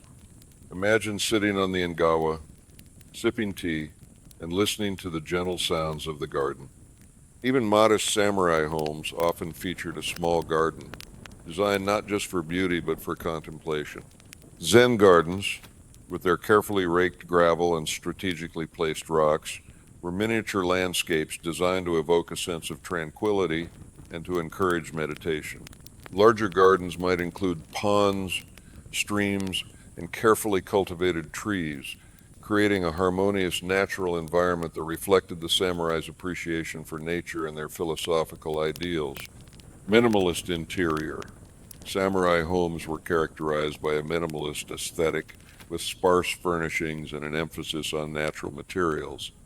This simplicity reflected the Zen Buddhist principle of wabi-sabi, finding beauty in imperfection and transience. Objects were chosen for their utility and aesthetic appeal, and clutter was avoided, fostering a sense of order and clarity. Imagine the clean lines, the natural wood, and the absence of unnecessary adornment, creating a space conducive to quiet reflection and disciplined living. Functionality, status, and symbolism. The samurai's attire was a carefully chosen ensemble that balanced practicality with the need to convey status and adhere to social norms. While their armor was for battle, their daily clothing reflected their disciplined lifestyle and their position in society. Kimono. The primary garment for both men and women, the kimono was a T-shaped straight-line robe worn wrapped around the body and secured with a sash, obi. For samurai, kimonos were typically made of silk or cotton, with colors and patterns that varied according to rank, occasion, and personal taste. During formal occasions, they would wear more elaborate kimonos, often with family crests on. Imagine the smooth feel of silk, the subtle patterns, and the graceful drape of a kimono, each fold a testament to centuries of tradition. Wide pleated trousers or skirts worn over the kimono, particularly for formal occasions or martial arts practice. Hakama provided freedom of movement and added to the dignified appearance of the samurai. They were often made of sturdy cotton or silk with colors that complemented the kimono. Imagine the flowing lines of the hakama adding an air of solemnity and grace to the samurai's movements. a hip or thigh-length jacket worn over the kimono and hakama, similar to a Western jacket. Haori were often decorated with family crests and were worn for formal occasions or as an outer layer for warmth. They added a layer of formality and distinction to the samurai's attire. A wide sash used to secure the kimono. The obi was tied in various ways, with different knots and styles indicating status, gender, and occasion. It was often made of richly woven silk, adding a touch of elegance and color to the ensemble. Samurai typically wore zori, flat sandals, or geta wooden clogs outdoors, often with tabi, split-toe socks. Indoors, they would go barefoot or wear tabi. For travel or rough terrain, more robust straw sandals were used. Imagine the quiet shuffle of zori on a wooden floor, the rhythmic clack of gita on a stone path, each sound a subtle part of the daily soundscape. Hair and headwear. The distinctive chonmaj is a hallmark of the samurai, a symbol of their status and a practical hairstyle for wearing a helmet. It required meticulous grooming and was often shaved on the top of the head with the remaining hair pulled into a tightly tied knot. For informal occasions, they might wear a simple head covering or no headwear at all. Imagine the precise lines of the shaved head, the tightly bound top knot, a visual declaration of their disciplined lifestyle. A diet of simplicity and strength. The samurai diet, while providing ample nourishment, was characterized by its simplicity, balance, and reliance on fresh, seasonal ingredients. It was a diet designed to maintain physical strength, mental clarity, and overall health, rather than for indulgence or excessive pleasure. The emphasis was on natural flavors and efficient preparation. As the absolute staple of the Japanese diet, rice was consumed at virtually every meal. It provided the primary source of carbohydrates and energy. The quality of rice varied, with higher-ranking samurai consuming finer, polished white rice, while lower ranks might have eaten brown rice or mixed grains. Imagine the comforting warmth of a bowl of freshly steamed rice, its subtle aroma filling the air, a fundamental element of every meal. Miso soup, a ubiquitous and essential part of the Japanese diet. Miso soup was consumed daily, made from fermented soybean paste, dissolved in dashi. It often contained various ingredients like tofu, seaweed, and seasonal vegetables. Miso soup provided protein, probiotics, and essential nutrients, and its warmth offered comfort and satiety. Imagine the delicate steam rising from a bowl of miso soup, its savory aroma, a familiar comfort. Fish and seafood. Given Japan's island geography, fish and seafood were abundant and a primary source of protein. They were consumed fresh, grilled dakazakana, boiled or sometimes dried and salted for preservation. Shellfish, seaweed, and other marine products also formed a significant part of their diet. The variety of seafood available ensured a diverse intake of nutrients. Imagine the delicate flavor of grilled fish, its skin slightly crisped, a testament to the bounty of the surrounding waters. Vegetables and pickles. A wide array of seasonal vegetables, both cultivated and foraged, were consumed. These included daikon radish, various leafy greens, bamboo shoots, and root vegetables. Pickled vegetables, sukumano, were a common accompaniment to meals, providing flavor, aiding digestion, and adding a refreshing crunch. These were often made in the household and varied by region and season, reflecting local produce and culinary traditions. Imagine the vibrant colors of pickled vegetables, their tangy flavor a perfect counterpoint to the rice. Soy products. Soybeans were a crucial part of the Japanese diet, processed into various forms beyond miso. Tofu, a versatile and protein-rich food, was consumed in many dishes. Soy sauce was used as a seasoning, adding depth and umami to meals. These soy-based products provided essential nutrients and were integral to the flavor profile of Japanese cuisine. Imagine the smooth texture of fresh tofu, its subtle flavor absorbing the nuances of the broth. Limited meat consumption. While hunting provided some wild game, deer, boar, fowl, the consumption of red meat was generally less common due to Buddhist dietary influences, which discouraged the killing of animals and the practicality of raising livestock. However, this varied by region and individual preference, and some samurai, particularly those engaged in hunting, would consume game. Imagine the lean, earthy flavor of wild game, a rare treat in their otherwise simple diet. And sake. Green tea was consumed throughout the day, not just during formal ceremonies, for its health benefits, refreshing qualities, and as a social beverage. Sake, a rice wine, was consumed in moderation, often during social gatherings or special occasions. Excessive drinking was generally frowned upon, as it could impair judgment and discipline, qualities highly valued by the samurai. Imagine the comforting warmth of a cup of green tea, its subtle bitterness cleansing the palate, a moment of quiet reflection. Food preparation was often simple, emphasizing the natural flavors of the ingredients. Meals were typically eaten seated on the floor, often on tatami mats, with individual bowls for rice, soup, and various side dishes. The act of eating was often a quiet, mindful affair, a moment to replenish energy and appreciate the bounty of nature. The samurai's diet reflected their disciplined approach to life, valuing sustenance and health over excessive indulgence, a quiet harmony with the natural world that sustained them.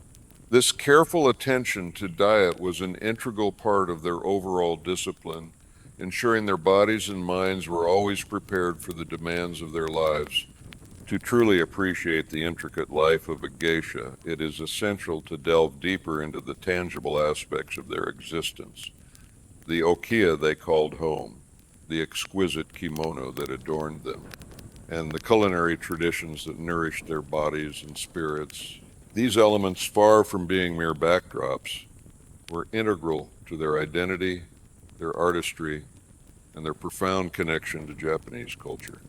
Imagine the quiet elegance of an okiya, the rustle of silk, and the delicate flavors of a meal prepared with meticulous care, each detail contributing to a life dedicated to beauty and refinement, a sanctuary of art and discipline.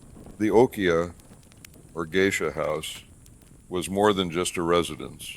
It was the heart of a geisha's world, serving as her home, her school, and her family.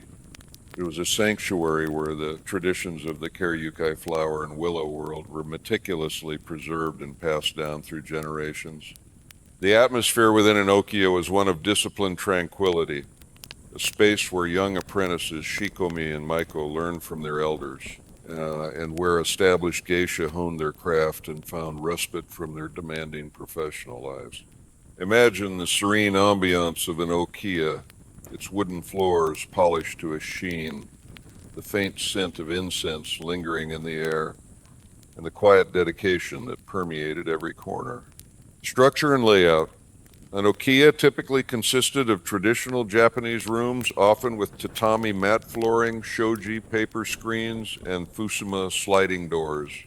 There would be communal living areas, private rooms for individual geisha, practice rooms for music and dance, and a kitchen where meals were prepared.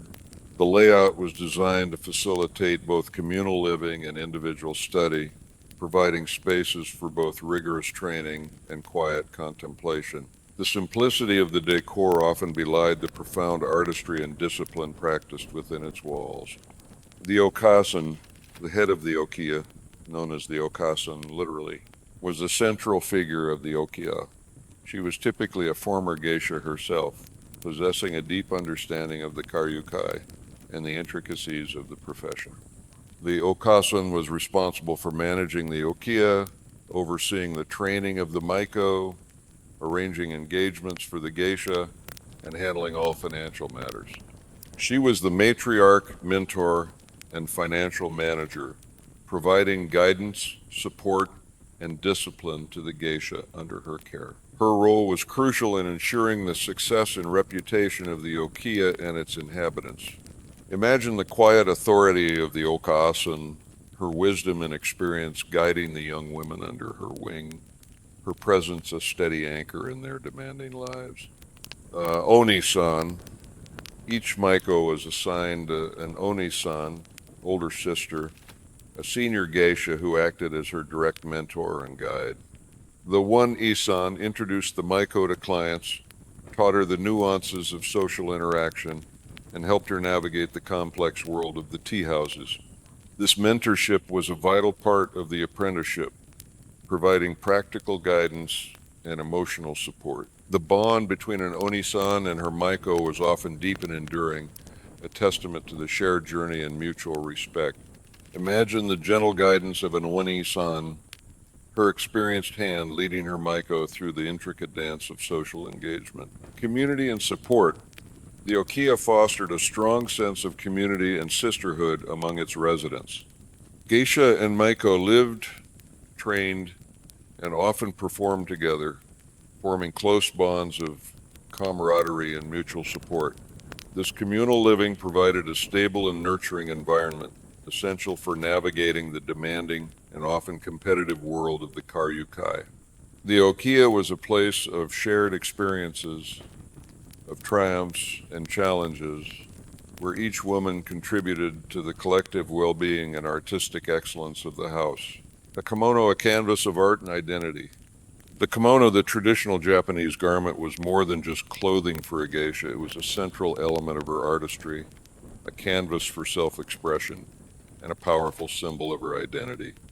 Each kimono was a work of art, meticulously crafted from luxurious silks, adorned with intricate patterns, and chosen to reflect the season, the occasion, and the geisha's personal style.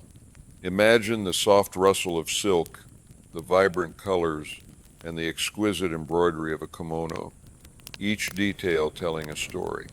Seasonal significance.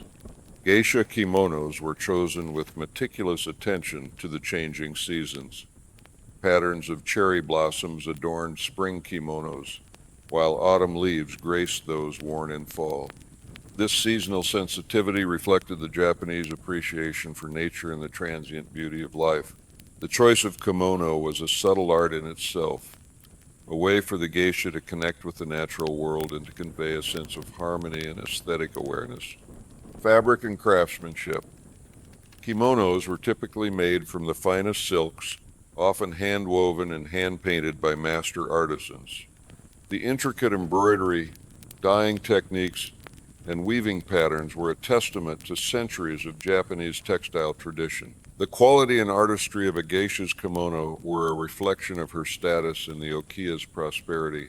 Imagine the smooth, cool feel of silk against the skin, the subtle sheen of the fabric, and the exquisite detail of the hand-painted motifs. Layers and obi. A geisha's ensemble consisted of multiple layers of kimonos, each carefully chosen for color and pattern, creating a rich and complex visual effect. The obi, a wide sash, was tied around the waist with elaborate knots, adding another layer of artistry and symbolism.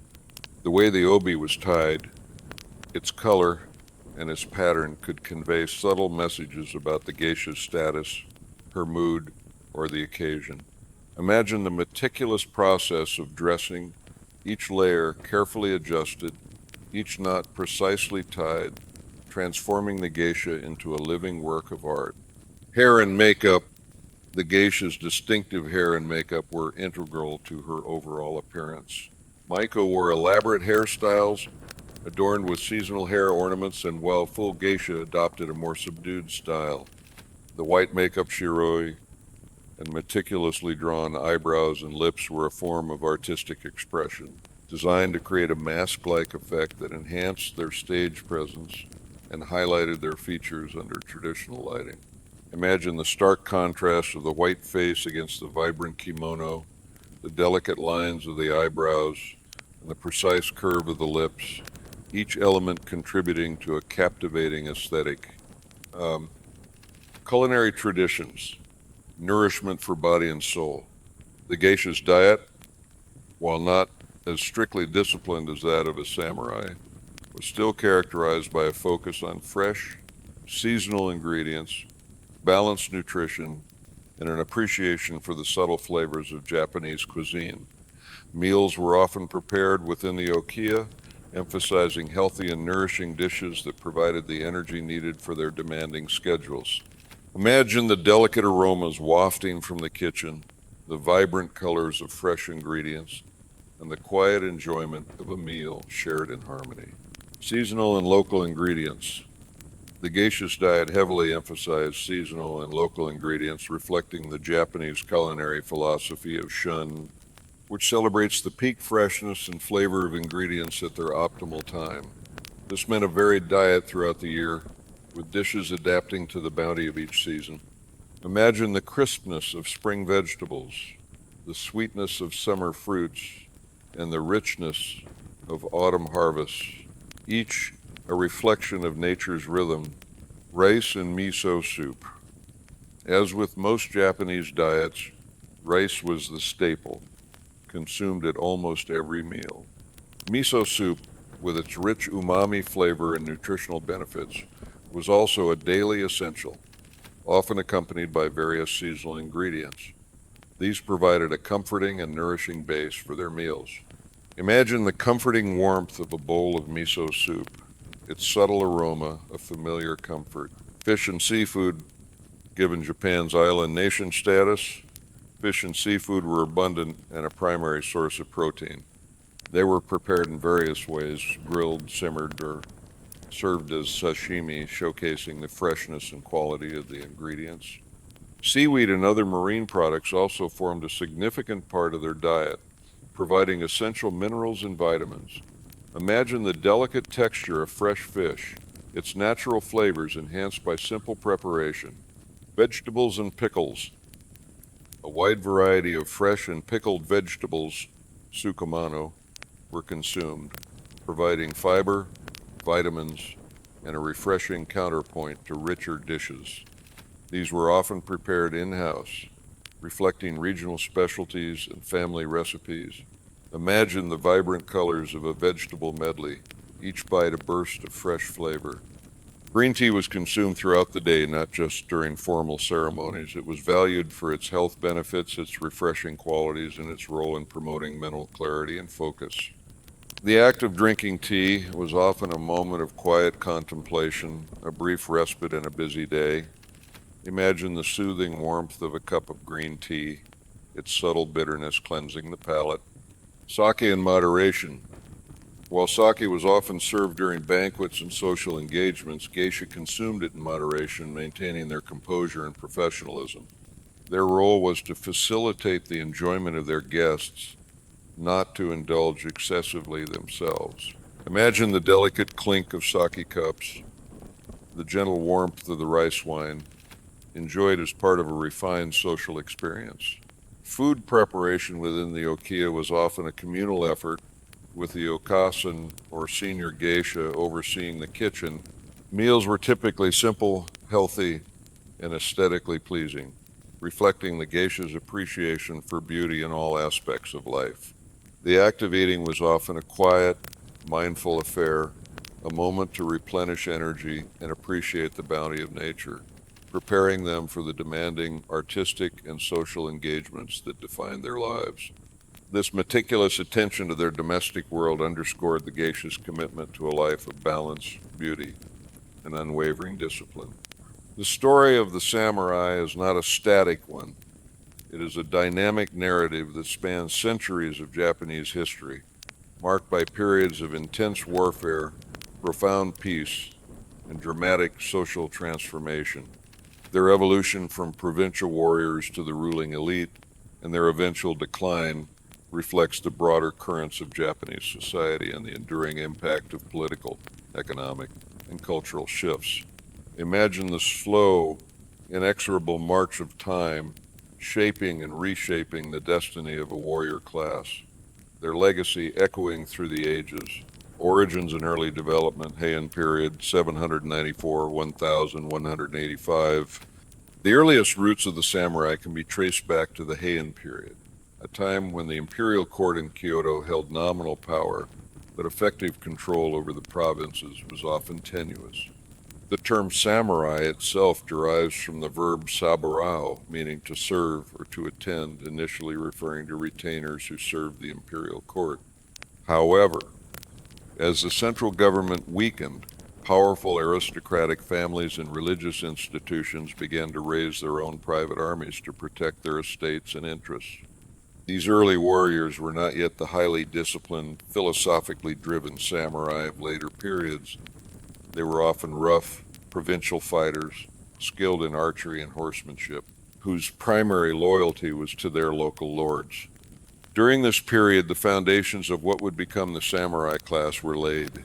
They developed distinct fighting styles, weaponry, and a nascent code of conduct that emphasized loyalty and martial prowess.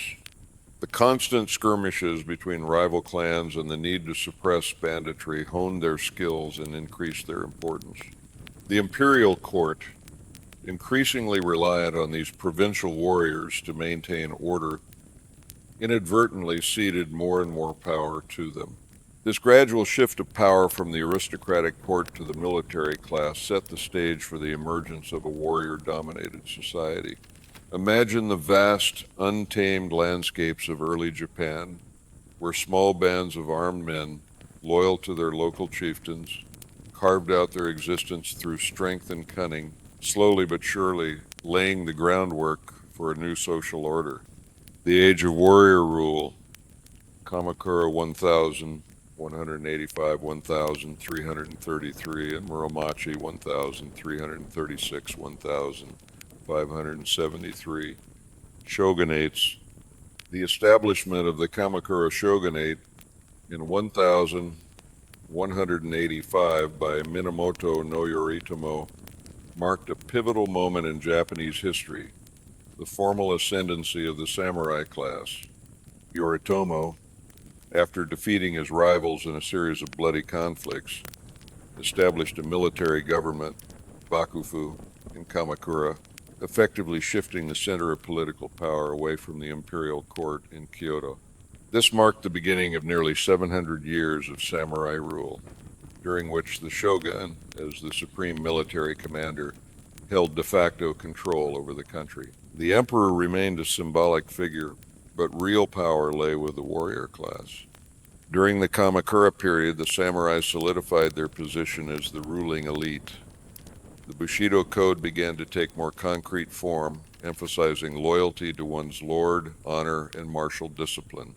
The samurai were granted land and stipends in exchange for their military service, creating a robust feudal system.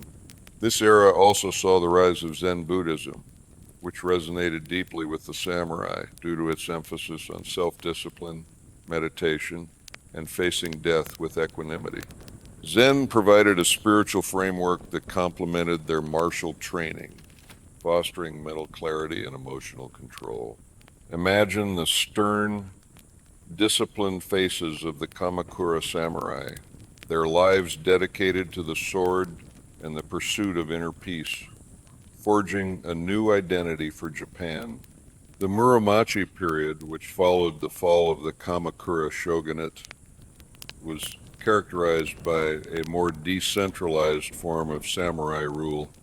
The Ashikaga shogunate, based in Kyoto, struggled to maintain firm control over the powerful regional lords, leading to frequent internal conflicts and a period of artistic and cultural flourishing. Despite the political instability, the samurai remained the dominant social class, and their culture continued to evolve. This era saw the development of many iconic Japanese art forms, such as No theater, ink painting, and the tea ceremony, all of which were embraced and patronized by the samurai. The blend of martial prowess and artistic refinement became a defining characteristic of the samurai ideal. Imagine the elegant simplicity of a Muromachi garden, a stark contrast to the political turmoil outside, reflecting the samurai's pursuit of beauty amidst chaos. The Sengoku period, 1000 467, 1603, the Age of Warring States. The Sengoku period, or the Age of Warring States, was a time of intense civil war and political fragmentation. The authority of the Ashikaga shogunate collapsed, and numerous daimyo vied for control of Japan. This was a brutal era, where loyalty was often fluid and military might was the ultimate arbiter of power. The samurai, as the primary fighting force, were constantly engaged in warfare, their skills honed in countless battles. This period saw the rise of legendary figures like Oda Nobunaga, Toyotomi Hideyoshi, and Tokugawa Ieyasu, who gradually unified Japan through military conquest and shrewd political maneuvering. During the Sengoku period, the nature of warfare evolved with the introduction of firearms from the Portuguese in the mid-16th century. This new technology significantly impacted samurai tactics and armor, leading to the development of more robust, bullet-resistant armor. Despite the chaos, the Bushido Code continued to guide many samurai, emphasizing courage, loyalty, and honor even in the face of shifting alliances and widespread destruction. The constant threat of death and the imperative to survive fostered an even deeper appreciation for discipline and martial excellence. Imagine the roar of muskets on the battlefield, the clash of steel, and the unwavering resolve of samurai warriors fighting for their lords in a desperate struggle for supremacy. The Pax Tokugawa, Edo period 1603-1868, and the decline of the warrior function. The establishment of the Tokugawa shogunate in 1603 by Tokugawa Ieyasu ushered in a long period of unprecedented peace and stability, known as the Edo period. With Japan unified and internal conflicts largely suppressed, the samurai, who had been primarily warriors, found their traditional military function diminishing. The shogunate implemented strict social controls in a rigid class system with the samurai at the top, but their role shifted significantly from direct combat to administrative and bureaucratic duties. Many samurai became civil servants, scholars, and teachers, living in castle towns and drawing stipends from their lords. Their martial skills, while still practiced, became more ceremonial and symbolic. The emphasis shifted from battlefield prowess to intellectual and cultural refinement. This period saw the further development of the Bunbu Ryodo ideal, where the samurai were expected to excel in both the literary and martial arts. However, without the constant threat of war, many samurai struggled with their identity and purpose. Some fell into poverty, unable to adapt to the changing economic landscape, while others became masterless samurai, a source of potential instability. The long peace, while beneficial for Japan as a whole, gradually eroded the practical necessity of the samurai as a warrior class. Their privileged status, maintained through hereditary rights, became increasingly anachronistic in a society that was slowly modernizing. The economic realities of a burgeoning merchant class who gained wealth but lacked social status further highlighted the growing disconnect. Imagine the quiet frustration of a samurai, his sword gleaming but rarely drawn in anger, his days filled with paperwork rather than battle, a silent testament to the changing times. The Meiji Restoration, 1868, and the end of the samurai era. The final blow to the samurai class came with the Meiji Restoration in 1868. Faced with the threat of Western colonial powers and internal discontent, the new Meiji government embarked on a rapid program of modernization and westernization. The feudal system was abolished, and the samurai class was officially dismantled. Their stipends were commuted, their right to wear swords in public was revoked, the Haitorai Edict of 1876, and their traditional privileges were stripped away. Many samurai, unable to adapt to the new social and economic order, faced severe hardship. Some former samurai found new roles in the modern military, police force, or government bureaucracy, contributing their discipline and leadership skills to the new Japan. Others became entrepreneurs, educators, or farmers. However, for many, the loss of their traditional identity and purpose was a profound shock. The Satsuma Rebellion of 1877, led by Saigo Takamori, a former samurai, was a final, desperate attempt to preserve the samurai way of life, but it was ultimately crushed by the new imperial army, equipped with modern weaponry. This marked the definitive end of the samurai as a distinct social class. Despite their official abolition, the legacy of the samurai continued to exert a powerful influence on Japanese society. The Bushido Code, though no longer a formal requirement, continued to inspire ideals of discipline, loyalty, and honor. Their martial arts evolved into modern Budo disciplines, and their aesthetic sensibilities permeated various aspects of Japanese culture. The samurai, though gone, left an indelible mark on the soul of Japan, their quiet echoes resonating through the centuries, a testament to a unique and enduring way of life. Imagine the silent fading of an era, the last samurai laying down his sword, but the spirit of his dedication living on in the heart of a nation. The geisha and the karyukai navigating the flower and willow world. The karyukai, or a flower and willow world, was the unique and intricate social sphere in which geisha operated. It was a world of refined aesthetics, strict etiquette, and complex relationships, distinct from the everyday life of ordinary Japanese society. Understanding the karyukai is crucial to comprehending the geisha's role, their challenges, and their enduring legacy. Imagine a delicate ecosystem where every interaction is a subtle dance and every gesture carries layers of meaning, all within a framework of profound artistry and tradition. The structure of the karyukai, a network of interdependence.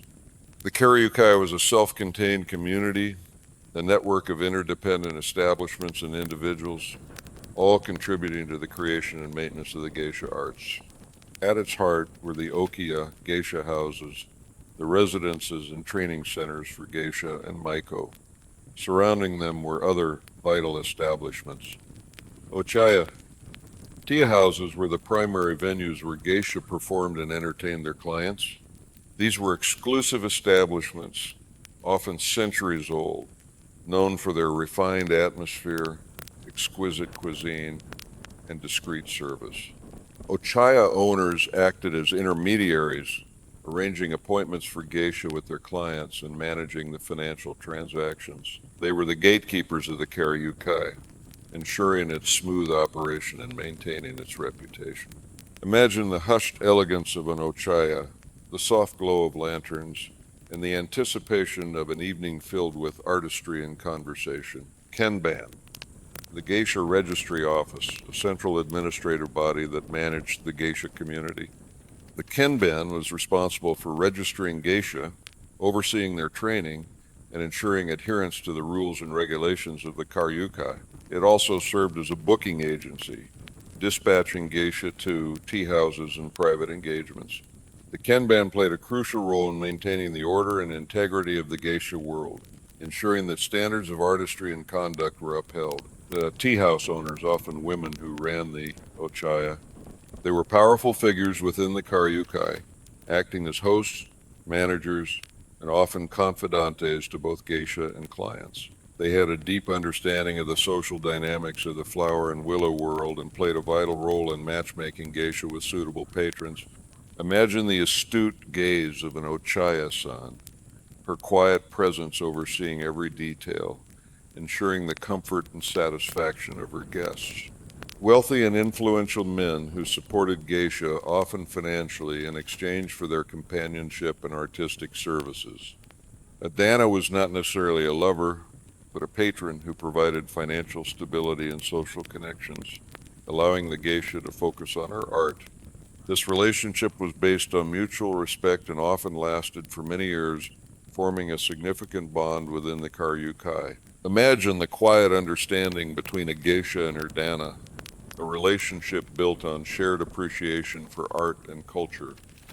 Artisans and support staff. The Karyukai also supported a vast network of artisans and support staff, including kimono makers, hairstylists, makeup artists, shamisen makers, and teachers of various arts. These individuals were essential to the geisha's profession, providing the tools, attire, and training necessary for their performances. Their meticulous craftsmanship and dedication contributed to the overall beauty and authenticity of the geisha world. Imagine the skilled hands of a kimono maker, meticulously stitching silk, or the delicate touch of a hairstylist, arranging an elaborate coiffure, each contributing to the geisha's transformation.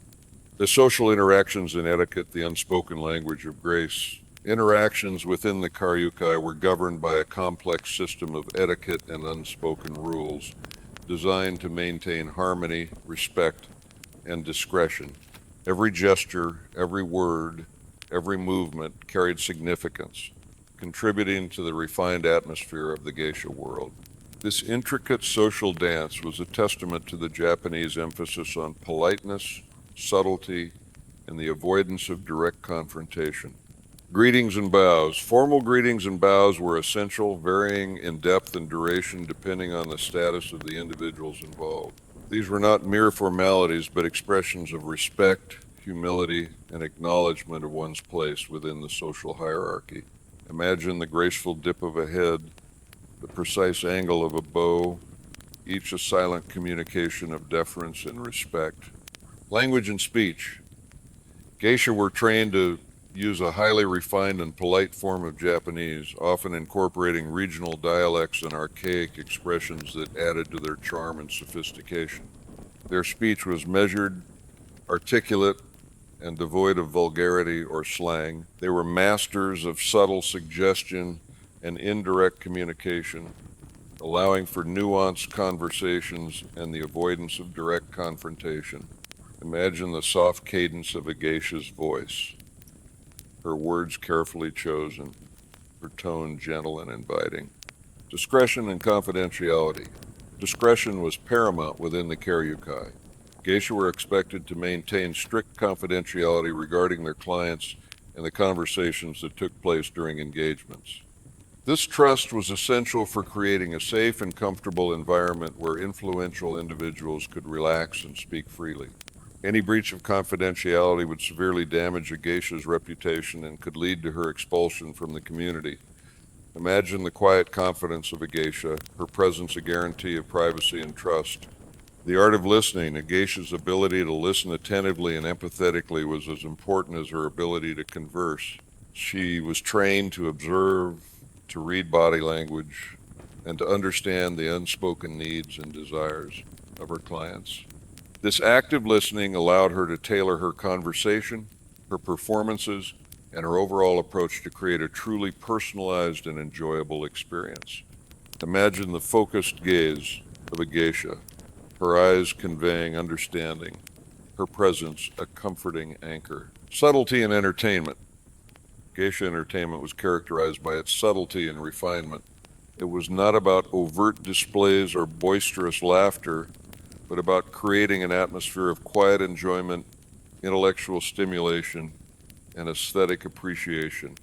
Their performances were graceful and understated, their conversation witty and engaging, all designed to create a sense of harmony and tranquility. Imagine the delicate strumming of a shamisen, the gentle sway of a dance, each element contributing to a tapestry of refined pleasure. Challenges and resilience, the unseen struggles of the Karyukai. Despite its outward appearance of beauty and refinement, the Karyukai was not without its challenges. Geisha faced rigorous training, intense competition, and the constant pressure to maintain their artistic excellence and social standing. Their lives, while privileged in some respects, were also demanding and often solitary. Financial burden. The cost of training, kimonos, and maintaining an okiya was substantial. Maiko and geisha often incurred significant debts to their okiya, which they had to repay through their earnings. This financial pressure could be immense, driving them to work tirelessly to achieve success. Imagine the quiet determination of a young Maiko, her dreams of becoming a geisha, fueled by the desire to repay her debts and secure her future. Competition. The Karyukai was a competitive world, with many young women vying for success. Geisha had to constantly refine their skills, cultivate their patrons, and maintain their reputation to ensure a steady stream of engagements. This competition fostered a drive for excellence, but also created a sense of pressure and insecurity. Imagine the subtle rivalries, the quiet striving for perfection, each geisha seeking to distinguish herself through her unique artistry. Social isolation. While geisha were highly social in their professional lives, their personal lives could be quite isolated. They lived within the confines of the okiya, and their relationships with men were often limited to their patrons. Marriage was generally not an option for active geisha, as it would mean leaving the profession. This dedication to their art often came at the cost of a conventional family life. Imagine the quiet moments of solitude within the okiya, a brief respite from the demands of their public persona. Maintaining reputation. A geisha's reputation was her most valuable asset. Any scandal or misstep could severely damage her career and the reputation of her okiya. They had to maintain impeccable conduct, both in public and private, adhering to strict moral and ethical standards. This constant vigilance added another layer of pressure to their already demanding lives. Imagine the careful steps, the measured words, each action a conscious effort to uphold their esteemed reputation. Despite these challenges, the geisha community demonstrated remarkable resilience and adaptability. They navigated periods of social change, economic hardship, and shifting public perceptions, always finding ways to preserve their art and maintain their unique place in Japanese society. Their enduring legacy is a testament to their unwavering dedication, their profound artistry, and their ability to find beauty and meaning in a world that often misunderstood them. The Karyukai, with its intricate rules and hidden depths, remains a fascinating testament to the power of tradition, art, and the human spirit's capacity for grace under pressure. Beyond the tangible aspects of daily life, the world of the samurai and geisha was deeply shaped by a rich tapestry of religious beliefs and philosophical traditions. These spiritual frameworks provided moral guidance, shaped social customs, and offered solace and meaning in a world often characterized by uncertainty and hardship. Imagine the quiet reverence of a temple, the rustle of prayer flags, and the profound wisdom embedded in ancient texts, all contributing to the inner lives of the Japanese people. The path to enlightenment and inner peace. Buddhism, introduced to Japan in the 6th century, became a dominant spiritual force, profoundly influencing Japanese culture, art, and philosophy. Various schools of Buddhism flourished, each offering a unique path to enlightenment and inner peace. For the samurai, Zen Buddhism held particular appeal. Zen Buddhism. Zen, with its emphasis on meditation, zazen, self-discipline, and direct, intuitive understanding, satori, resonated deeply with the samurai ethos. It provided a philosophical framework for facing death with equanimity, for cultivating mental clarity, and for achieving mastery in their martial arts. Zen taught that enlightenment could be achieved through rigorous practice and disciplined living, rather than through scripture or ritual alone. The quiet contemplation of Zen influenced their approach to art, gardening, and even the tea ceremony, fostering a sense of calm detachment and a profound appreciation for the present moment. Imagine a samurai sitting in silent meditation, his mind cleared of distractions, his spirit attuned to the subtle rhythms of existence. Pure Land Buddhism, in contrast to Zen's emphasis on self-effort, Pure Land Buddhism offered a path to salvation through faith in Amitabha Buddha. This school gained widespread popularity among the common people, as it promised rebirth in the Pure Land through the simple recitation of the Nembutsu, Namu Amida Butsu, Hail to Amitabha Buddha. Its accessibility and promise of salvation provided comfort and hope to those facing the hardships of feudal life. Imagine the collective chanting of the Nembutsu, a chorus of voices seeking solace and spiritual liberation. Nichiren Buddhism, founded by the monk Nichiren in the 13th century. This school emphasized the Lotus Sutra as the supreme teaching of Buddhism and advocated for its exclusive recitation, Namu Maiho Renge Kyo, devotion to the mystic law of the Lotus Sutra. Nichiren Buddhism was often more assertive and socially engaged, sometimes leading to conflict with other Buddhist sects and the ruling authorities. It appealed to those seeking a more direct and fervent path to enlightenment. Imagine the passionate recitation of the Lotus Sutra, a powerful declaration of faith and spiritual conviction. Buddhist temples were not just places of worship, they were centers of learning, art, and social welfare. Monks played a significant role in education, medicine, and the preservation of knowledge. The cyclical nature of life, death, and rebirth, a core Buddhist concept, permeated Japanese thought and influenced their understanding of existence. The impermanence of all things and the interconnectedness of life were profound lessons drawn from Buddhist teachings, shaping the Japanese worldview and fostering a sense of acceptance and tranquility in the face of life's inevitable changes. The indigenous way of the gods. Shinto, the indigenous religion of Japan, predates Buddhism and is deeply intertwined with Japanese identity, nature, and ancestral reverence. Unlike Buddhism, Shinto has no founder, no sacred scriptures in the traditional sense, and no complex doctrines. It is a polytheistic and animistic faith centered on the worship of kami, deities or spirits that inhabit natural phenomena, ancestors, and powerful forces. Imagine the serene beauty of a Shinto shrine, nestled amidst ancient trees, its torii gate marking the transition from the mundane to the sacred. Kami worship. Kami are believed to reside in mountains, rivers, trees, rocks, and other natural elements, as well as in the spirits of revered ancestors and exceptional individuals. Shinto rituals focus on purity, cleansing, and offering prayers and offerings to the kami to ensure harmony and blessings. The emphasis is on living in harmony with nature and respecting its inherent divinity. Imagine the quiet rustle of leaves in a sacred grove, the gentle murmur of a stream, each a manifestation of the divine presence. Shrines. Shinto shrines are places of worship and communion with the kami. They are typically characterized by a torii gate at the entrance, a sacred archway that marks the transition from the profane to the sacred.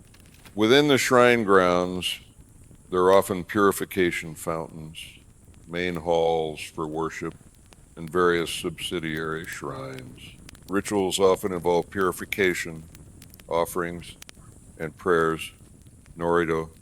Imagine the simple elegance of a Shinto shrine, its unpainted wood blending seamlessly with the natural surroundings, a place of quiet contemplation and spiritual connection. Ancestral veneration, a significant aspect of Shinto, is the veneration of ancestors. Families maintain household altars where they offer prayers and offerings to their deceased relatives, believing that their spirits continue to watch over and influence the living.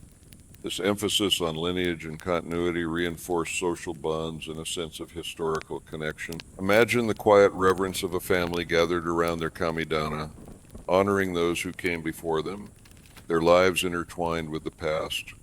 Shinto and Buddhism coexisted and often intertwined in Japan, leading to a syncretic religious landscape. While Shinto focused on the purity of the present world and the blessings of the kami, Buddhism addressed concerns about death, the afterlife, and spiritual liberation.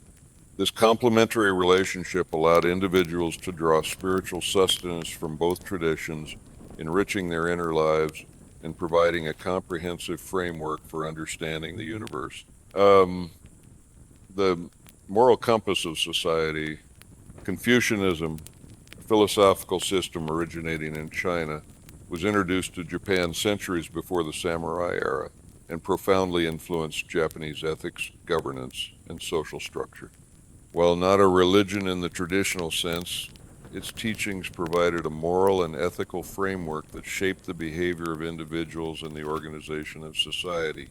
Imagine the quiet wisdom of ancient texts, their principles guiding the conduct of rulers and the interactions of everyday people. 5 relationships. At the core of Confucianism are the 5 relationships: ruler and subject, father and son, husband and wife, older brother and younger brother, and friends. Each relationship is hierarchical, with specific duties and responsibilities for both parties. The emphasis is on loyalty, respect, and filial piety, ensuring social harmony and stability. For the samurai, the relationship between lord and vassal was paramount, embodying the Confucian ideal of loyalty and duty. The deep respect and obedience owed by children to their parents and elders was a cornerstone of Confucian ethics. This extended beyond immediate family to include ancestors, reinforcing the importance of lineage and tradition. Filial piety was seen as the foundation of all other virtues, fostering a sense of responsibility and interconnectedness within the family and wider society. Imagine the quiet deference of a child to their parents, a gesture of respect deeply ingrained in the fabric of daily life. Benevolence, Jin, and righteousness.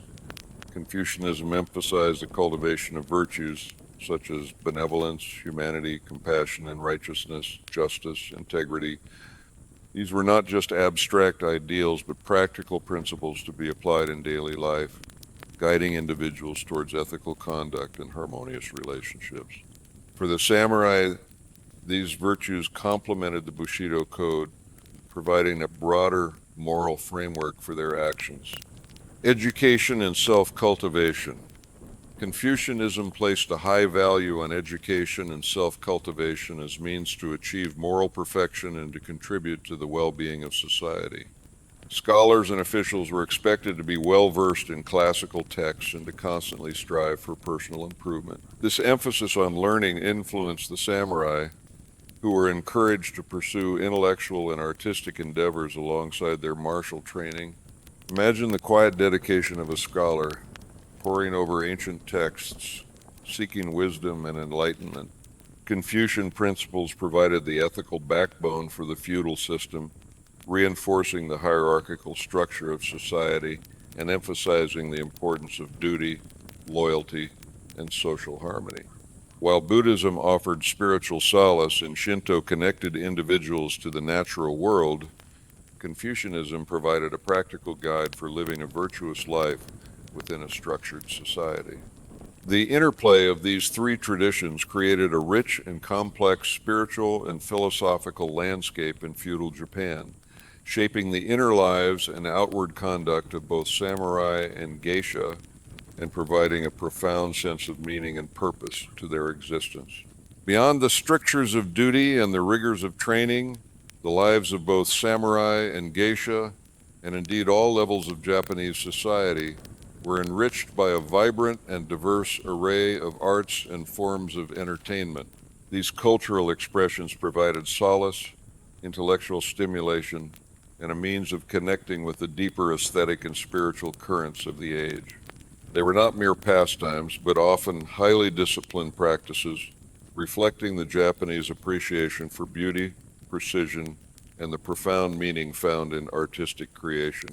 Imagine the delicate brushstrokes of a painting, the resonant chords of a musical instrument, or the captivating movements of a dance, each a thread in the rich tapestry of feudal Japanese culture. Visual arts, painting, sculpture, and calligraphy.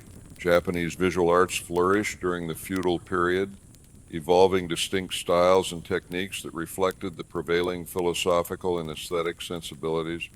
Both samurai and geisha, as patrons and practitioners, contributed to and appreciated these forms. Ink painting, heavily influenced by Zen Buddhism, sumi-e, emphasized simplicity, spontaneity, and the capture of the essence of a subject rather than its literal representation.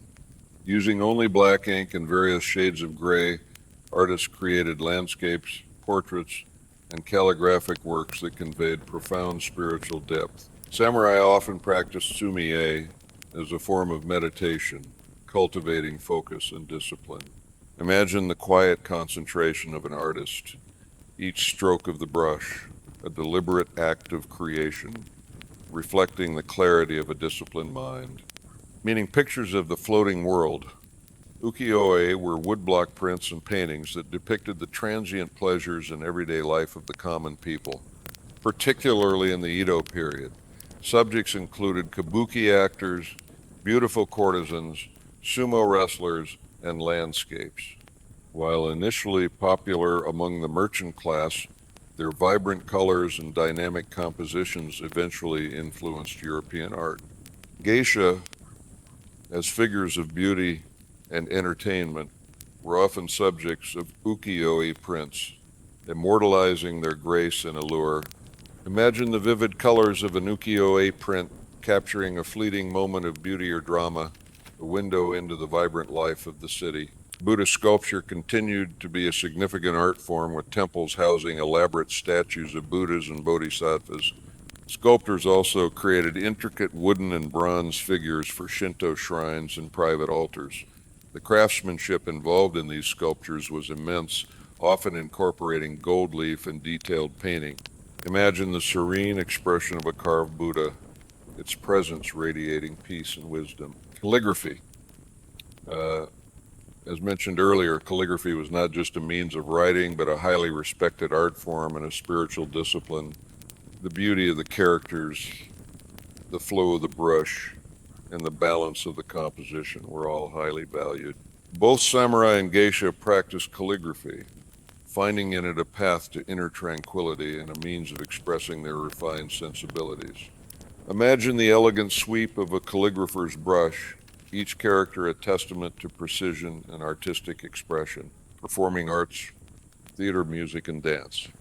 Feudal Japan boasted a rich tradition of performing arts, ranging from the highly stylized and ritualistic to the more popular and entertaining. These performances provided a vital outlet for storytelling, emotional expression, and communal celebration. No theater, a classical Japanese musical drama. No is characterized by its slow, highly stylized movements, masked actors, and poetic texts. It often draws themes from Japanese mythology, history, and classical literature, exploring profound philosophical and spiritual concepts. No is particularly patronized by the samurai class, who appreciated its austere beauty, its emphasis on inner emotion, and its connection to Zen Buddhist principles. Imagine the haunting melodies of the No flute, the deliberate movements of a masked actor, and the profound silence that hangs in the air, inviting deep contemplation. Kabuki theater. In contrast to the refined and aristocratic No, kabuki was a more flamboyant and popular form of theater, known for its elaborate costumes, dramatic makeup, energetic performances, and often sensational storylines. It emerged from the merchant class in the Edo period and quickly gained widespread popularity. Kabuki plays often depicted historical events, moral conflicts, and everyday life, appealing to a broader audience. While geisha did not perform in kabuki, they were part of the same entertainment world and often drew inspiration from its vibrant aesthetic. Imagine the dramatic poses of a kabuki actor, the vibrant colors of his costume, and the enthusiastic shouts of the audience, a spectacle of pure entertainment. Bunraku, Japanese puppet theater. Bunraku features large, intricately crafted puppets operated by 3 puppeteers who are visible to the audience but dressed in black. The story is narrated by a single chanter and accompanied by a shamisen player. Bunraku, like kabuki, often depicted dramatic tales of love, honor, and sacrifice, appealing to a wide audience. Imagine the lifelike movements of the puppets, their silent expressions conveying deep emotion, brought to life by the skilled hands of the puppeteers and the evocative voice of the chanter. Music and dance, as explored in the section on Geisha, music and dance were integral to their performances, but they also existed independently as popular forms of entertainment. Traditional Japanese instruments like the shamisen, koto, and shakuhachi were played in various settings, from formal concerts to informal gatherings. Folk dances and festivals provided opportunities for communal celebration and artistic expression. Imagine the lively rhythm of a festival drum, the joyful movements of dancers, and the shared sense of community that permeated these celebrations. Literature and poetry, echoes of the human spirit. Japanese literature and poetry offered a rich tapestry of human experience, from epic tales of warrior valor to poignant reflections on nature and the fleetingness of life. Both samurai and geisha engaged with these forms as readers, writers, and subjects.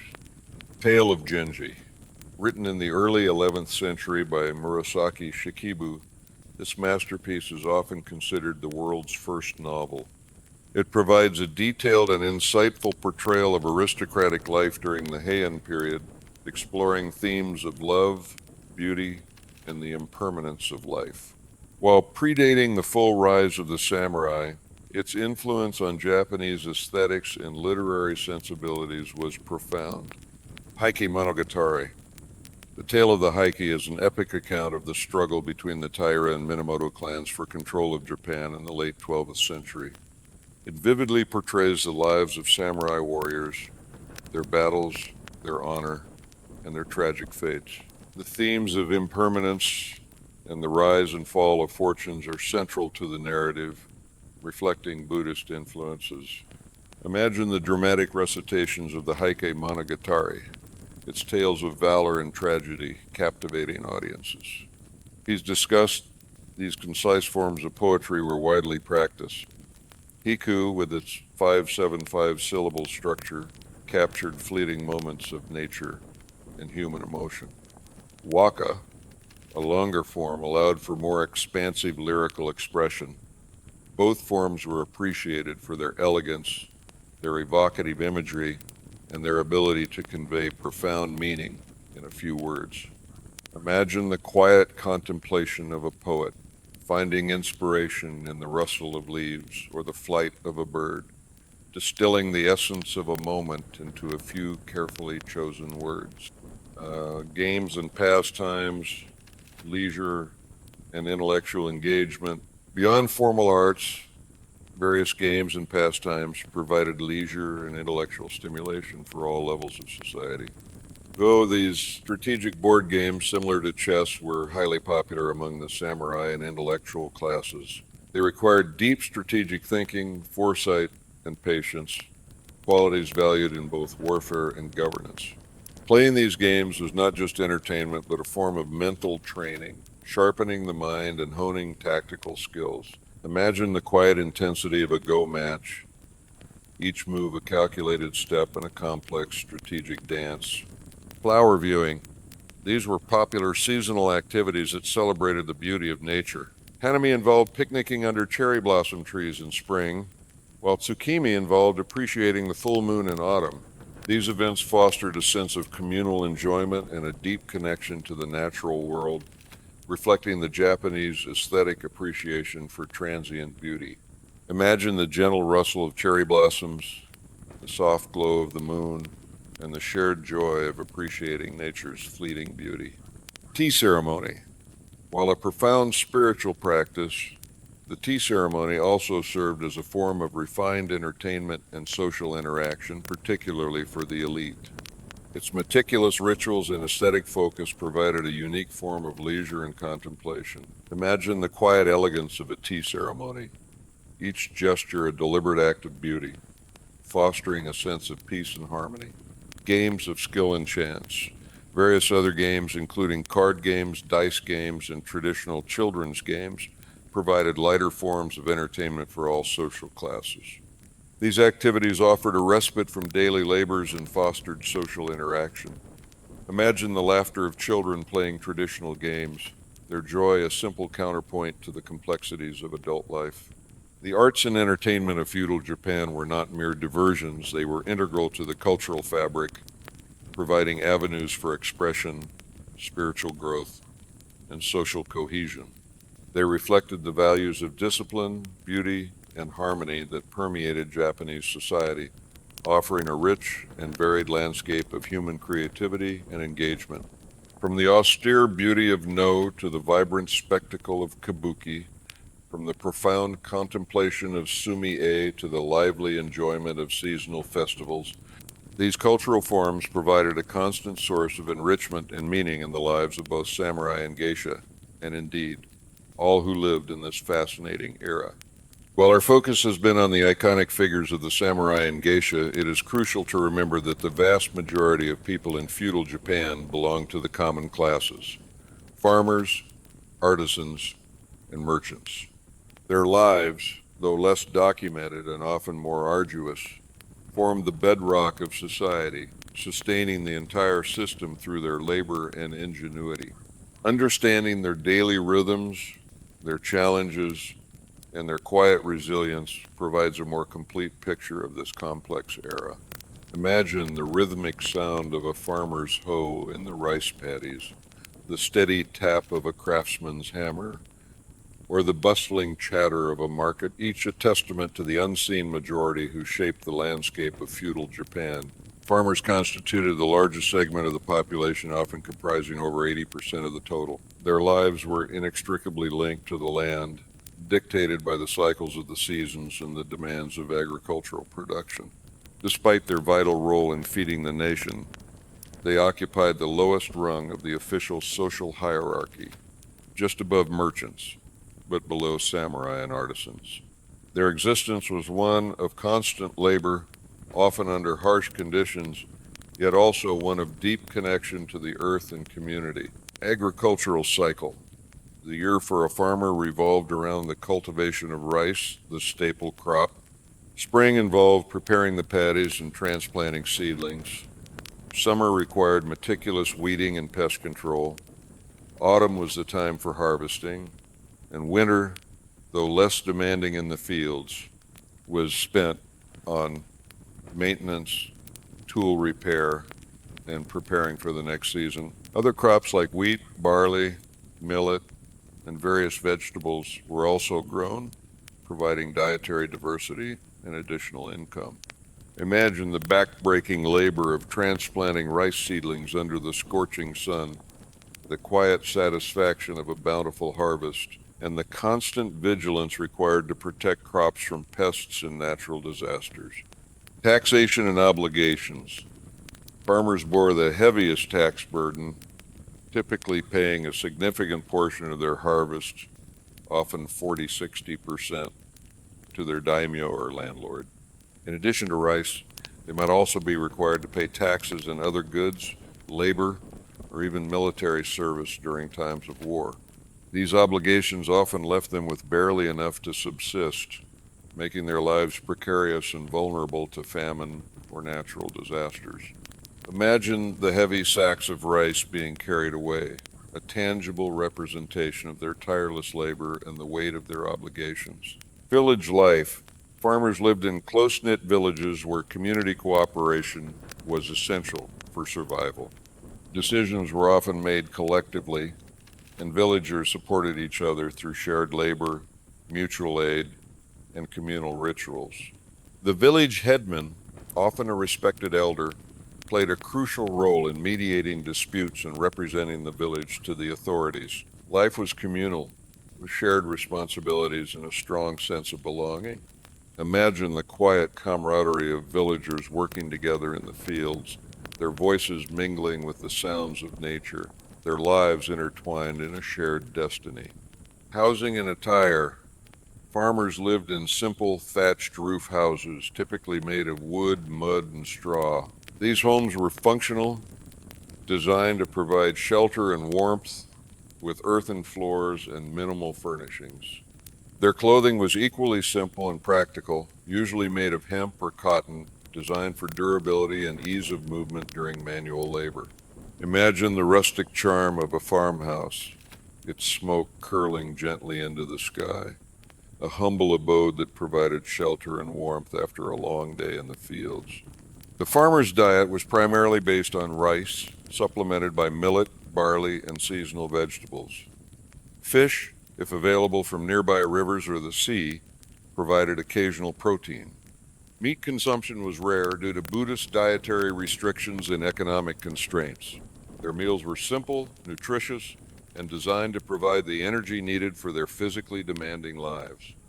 Imagine the simple satisfaction of a bowl of rice and vegetables, a meal earned through honest labor, sustaining body and spirit. Artisans occupied a higher social standing than farmers, valued for their specialized skills and their contribution to the production of goods. They lived primarily in towns and cities, often organized into guilds that protected their interests and maintained standards of craftsmanship. Their lives were characterized by meticulous attention to detail, a deep understanding of their materials, and a lifelong dedication to perfecting their craft. Diverse crafts. The range of artisan crafts was vast, encompassing everything from sword making and armor production for the samurai to pottery, weaving, carpentry, lacquerware, paper making, and the creation of everyday tools and utensils. Each craft required years of apprenticeship and rigorous training, often passed down through generations within families. Imagine the rhythmic clang of a blacksmith's hammer, the delicate brushstrokes of a lacquer artist, or the precise cuts of a carpenter, each a testament to human ingenuity and skill. Guilds and apprenticeship. Artisans often belonged to guilds which regulated their trade, set prices, and provided a support network. Young apprentices would live and work with a master craftsman for many years, learning the trade through observation and hands-on practice. This system ensured the transmission of knowledge and the maintenance of high standards of quality. Imagine the quiet dedication of an apprentice, his hands slowly learning the intricate movements of his master, his future shaped by the traditions of his craft. Housing and workshops. Artisans often lived in combined living and working spaces, with their workshops located on the ground floor and their living quarters above.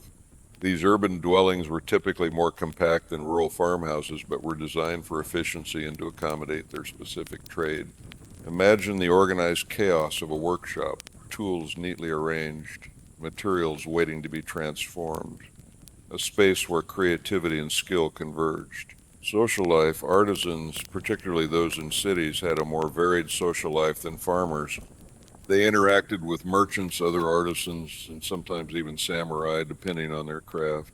Festivals, religious ceremonies, and local gatherings provided opportunities for socializing and entertainment. Imagine the lively chatter of artisans discussing their trade, their hands calloused but their spirits vibrant, their lives enriched by the camaraderie of their peers.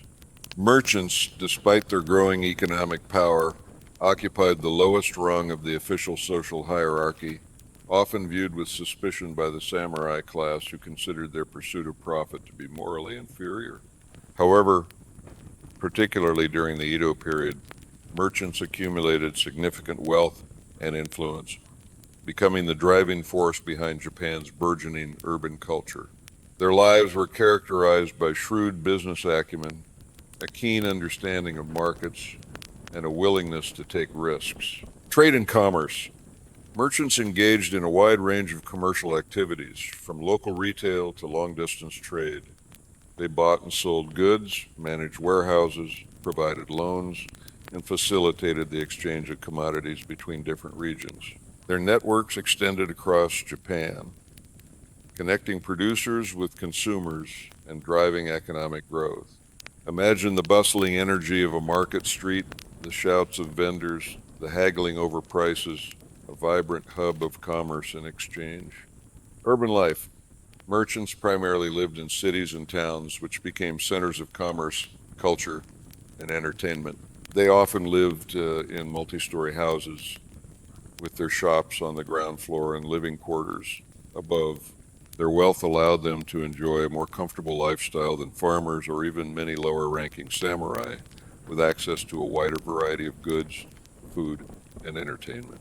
Imagine the narrow, bustling streets of a merchant district, filled with the aroma of food, the sounds of commerce, and the vibrant energy of urban life. Cultural patronage.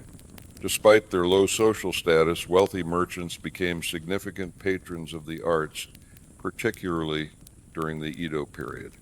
They supported kabuki theater, ukiyo-e artists, and various forms of popular entertainment, contributing to the development of a vibrant urban culture. Their patronage reflected their desire for social recognition and their appreciation for beauty and pleasure. Imagine the lavish parties hosted by wealthy merchants, their homes filled with art and music, a testament to their growing influence. Social mobility. While the social hierarchy was rigid, some limited social mobility was possible for merchants through wealth accumulation and strategic alliances. Some wealthy merchant families were able to purchase samurai status or marry into samurai families, though this was rare and often met with resistance. Their economic power, however, gradually eroded the traditional social order, paving the way for the changes of the Meiji Restoration. Imagine the quiet ambition of a merchant, his eyes set on a future where wealth could transcend social barriers. The lives of common people in feudal Japan, though often overlooked in historical narratives, were rich with their own complexities, challenges, and triumphs. Their resilience, their ingenuity, and their unwavering dedication to their respective roles formed the indispensable foundation upon which the entire feudal system rested. Their stories, though often told in whispers rather than grand pronouncements, are a testament to the enduring human spirit and the intricate tapestry of Japanese society. Life in feudal Japan, for all its structured social order and refined artistry, was perpetually shaped by the powerful and often unpredictable forces of nature. The archipelago's unique geography and climate meant that its inhabitants lived in a constant, often precarious, balance with their environment. Natural disasters were not mere inconveniences, but existential threats that could reshape landscapes, decimate populations, and profoundly influence the course of history. Understanding this delicate relationship with nature is crucial to grasping the quiet resilience and adaptability that characterize the lives of both samurai and common people. Imagine the gentle sway of bamboo in a typhoon, the silent tremor of the earth, or the relentless chill of a harsh winter, each a reminder of humanity's humble place within the grand design of the natural world. Earthquakes and tsunamis, the trembling earth. Japan sits on the Pacific Ring of Fire, a region prone to intense seismic activity.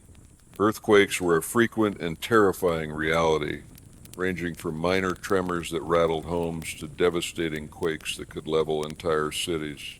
These seismic events often triggered secondary disasters, particularly tsunamis, massive ocean waves that could engulf coastal communities with terrifying speed and force. The memory of past tsunamis was etched into the collective consciousness, leading coastal communities to develop an intuitive understanding of the sea's potential fury. Impact on architecture. Traditional Japanese architecture, particularly the use of lightweight materials like wood and paper and flexible joinery techniques, evolved partly as a response to seismic activity. Buildings were designed to sway and absorb tremors rather than resist them rigidly, reducing the risk of collapse. While this offered some protection, major earthquakes could still cause widespread destruction, leading to fires and the loss of life.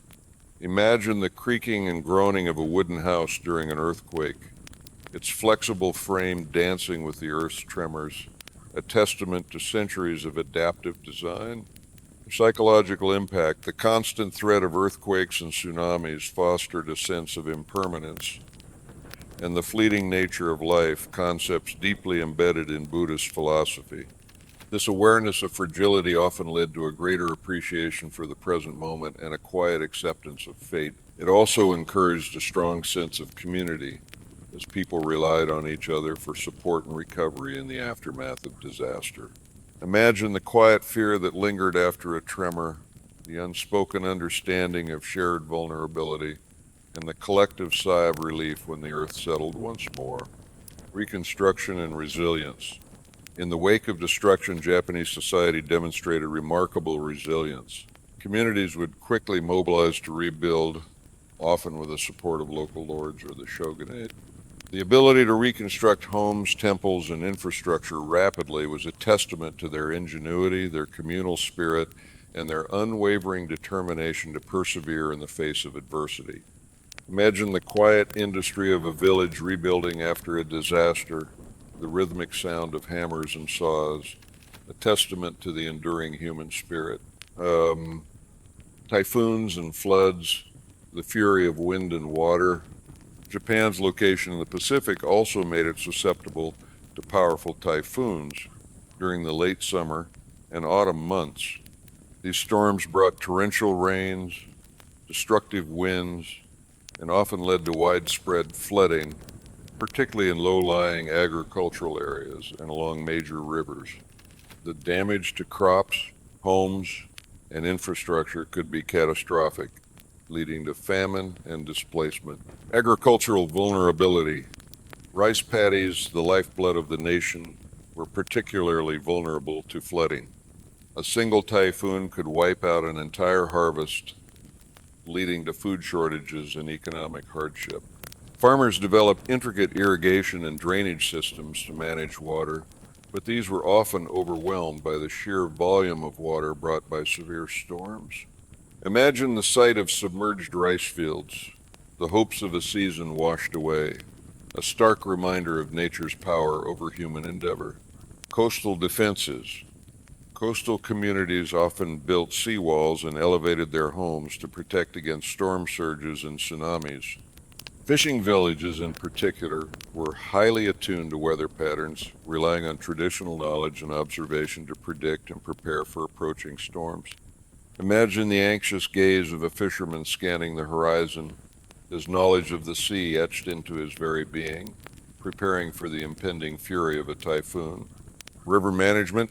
Major rivers, while vital for transportation and irrigation, were also sources of devastating floods. Feudal lords invested in extensive levee systems and river diversion projects to protect their domains.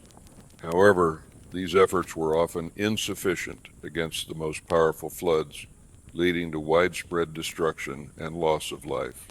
Imagine the relentless surge of a swollen river, its waters overflowing its banks, reclaiming the land with an unstoppable force. Droughts and famine, the silent threat. While floods were a dramatic and immediate threat, droughts posed a more insidious danger, slowly strangling agricultural output and leading to widespread famine.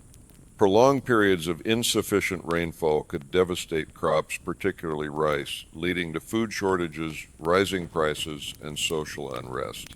Famine was a recurring specter throughout feudal Japanese history, often exacerbated by poor governance or inadequate infrastructure for food distribution. Impact on daily life. During times of drought, water became a precious commodity, affecting not just agriculture but also daily life. Wells would dry up, and communities would struggle to find potable water. The lack of food led to widespread malnutrition, disease, and increased mortality rates, particularly among the most vulnerable populations. Imagine the parched earth, the cracked rice paddies, and the silent suffering of a community gripped by famine, their resilience tested to its very limits. Social consequences. Famine often led to social unrest, peasant uprisings, and increased banditry as desperate people sought to survive. The shogunate and local lords were often judged by their ability to manage these crises, and their failure could lead to a loss of legitimacy and even dynastic change. Imagine the desperate pleas of a starving populace, their quiet suffering a stark contrast to the structured order of society. Volcanic activity, the fiery breath of the earth. Japan is home to numerous active volcanoes and eruptions, while less frequent than earthquakes, could be equally devastating. Volcanic eruptions could spew ash, lava, and toxic gases, destroying agricultural land, polluting water sources, and forcing mass evacuations. The ashfall could blanket vast areas, disrupting agriculture and transportation for extended periods. Fertility and destruction. While volcanic ash could, over time, enrich the soil and contribute to agricultural fertility, immediate eruptions brought widespread destruction. The ash could smother crops, contaminate water, and make breathing difficult. Communities living near active volcanoes developed strategies for rapid evacuation and relied on traditional knowledge to interpret warning signs. Imagine the ominous glow of a volcano at night, its fiery breath illuminating the sky. A powerful reminder of nature's raw, untamed power. Seasonal variations and climate adaptations. Beyond catastrophic events, the regular rhythm of the seasons also profoundly influenced daily life.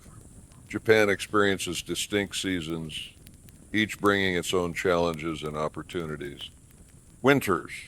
Winters in many parts of Japan could be severe, with heavy snowfall and freezing temperatures. This necessitated adaptations in housing, clothing, and food preservation. Homes were designed with insulation in mind, and people relied on warm clothing and heating methods like kotatsu, heated tables, to survive the cold. And food preservation techniques like pickling, drying, and fermenting were crucial for ensuring sustenance during the lean winter months. Imagine the quiet beauty of a snow-covered landscape, the muffled sounds of winter, and the warmth of a hearth providing comfort against the biting cold.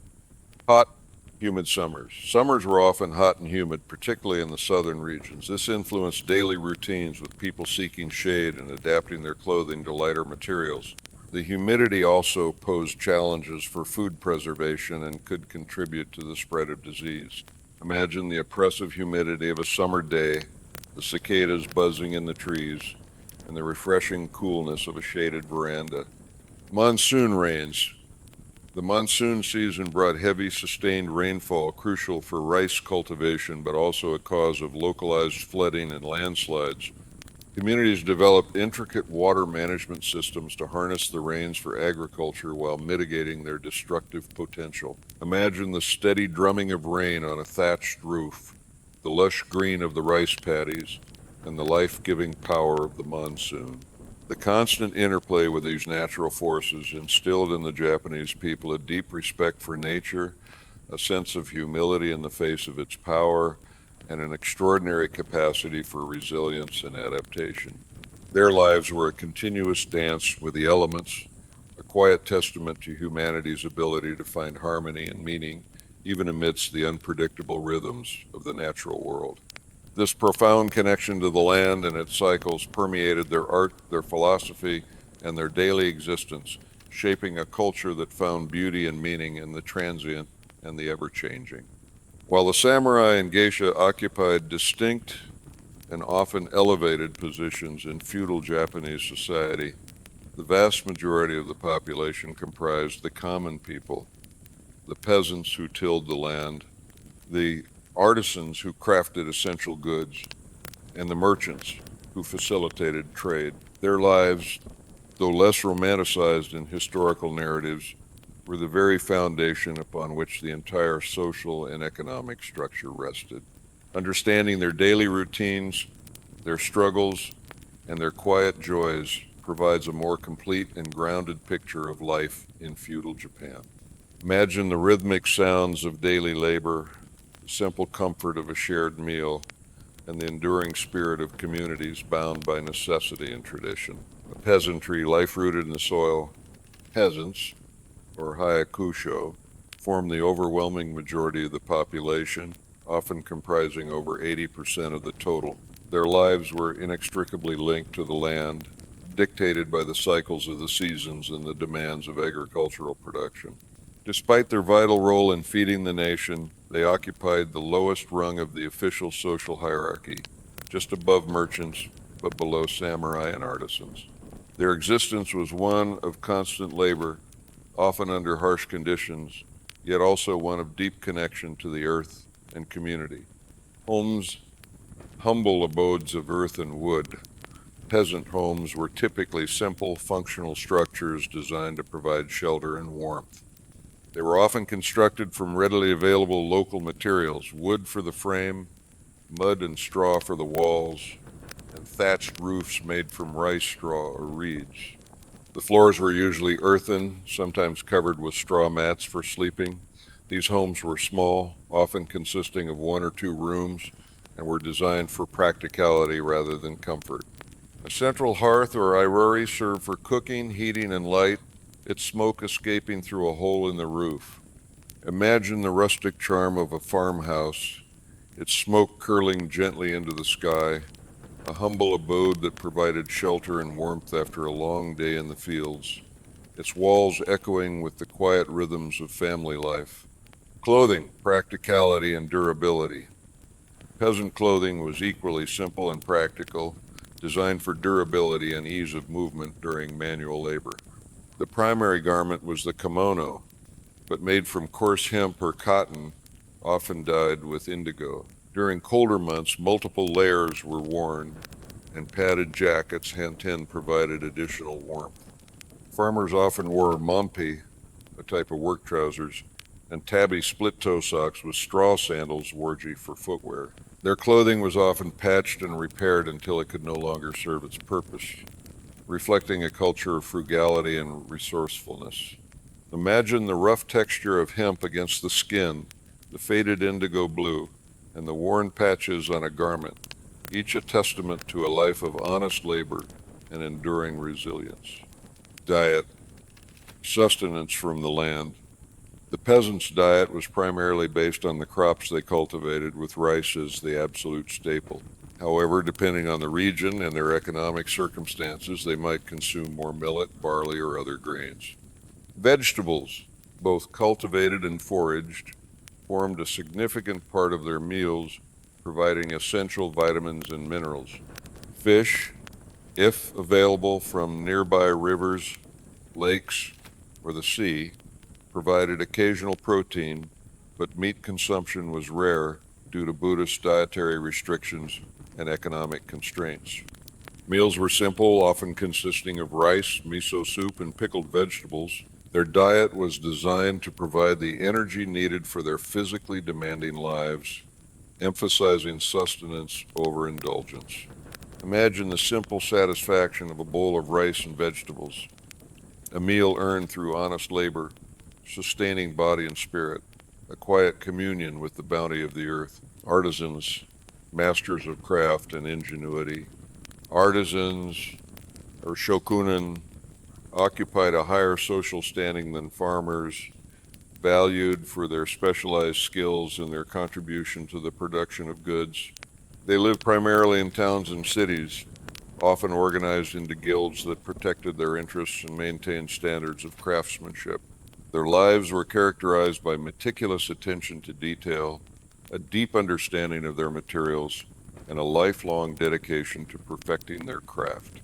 Homes and workshops, integrated spaces. Artisans often lived in combined living and working spaces, with their workshops located on the ground floor and their living quarters above. These urban dwellings were typically more compact than rural farmhouses, but were designed for efficiency and to accommodate their specific trade. The workshop was often filled with the tools of their trade, raw materials, and finished products, creating a dynamic and productive environment. Imagine the organized chaos of a workshop, tools neatly arranged, materials waiting to be transformed, a space where creativity and skill converged, each object a testament to the artisan's dedication, reflecting skill and status. Artisan clothing was generally more varied and of better quality than that of peasants, reflecting their higher social standing and their access to better materials. They also wore kimonos made of cotton or hemp, but often with more refined weaves or subtle patterns. Specialized workwear, such as aprons or specific types of jackets, was common, designed to protect their clothing and facilitate their work. On formal occasions, they might wear more elaborate attire, showcasing their prosperity and skill. Imagine the practical elegance of an artisan's work clothes, stained with the marks of their craft, each imperfection a badge of honor. Diet, a step up from the fields. Artisans generally enjoyed a slightly more varied diet than peasants, with greater access to fish, vegetables, and sometimes even sake.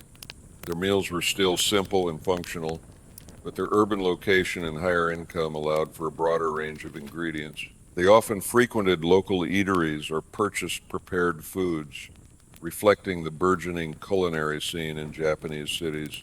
Imagine the savory aroma of grilled fish from a nearby stall, the crisp freshness of urban vegetables, and the occasional indulgence of sake, a small luxury earned through diligent work. The merchants, the pulse of commerce and urban life, merchants, or chonin, despite their growing economic power, occupied the lowest rung of the official social hierarchy, often viewed with suspicion by the samurai class who considered their pursuit of profit to be morally inferior. However, particularly during the Edo period, merchants accumulated significant wealth and influence, becoming the driving force behind Japan's burgeoning urban culture. Their lives were characterized by shrewd business acumen, a keen understanding of markets, and a willingness to take risks. Homes and shops, the heart of the city. Merchants primarily lived in cities and towns which became centers of commerce, culture, and entertainment. They often lived in multi-story houses with their shops on the ground floor and living quarters above. These dwellings were typically located along bustling streets, allowing for easy access to customers and trade routes.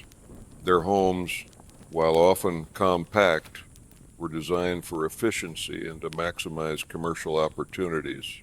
Imagine the narrow, bustling streets of a merchant district, filled with the aroma of food, the sounds of commerce, and the vibrant energy of urban life, each shop a hive of activity.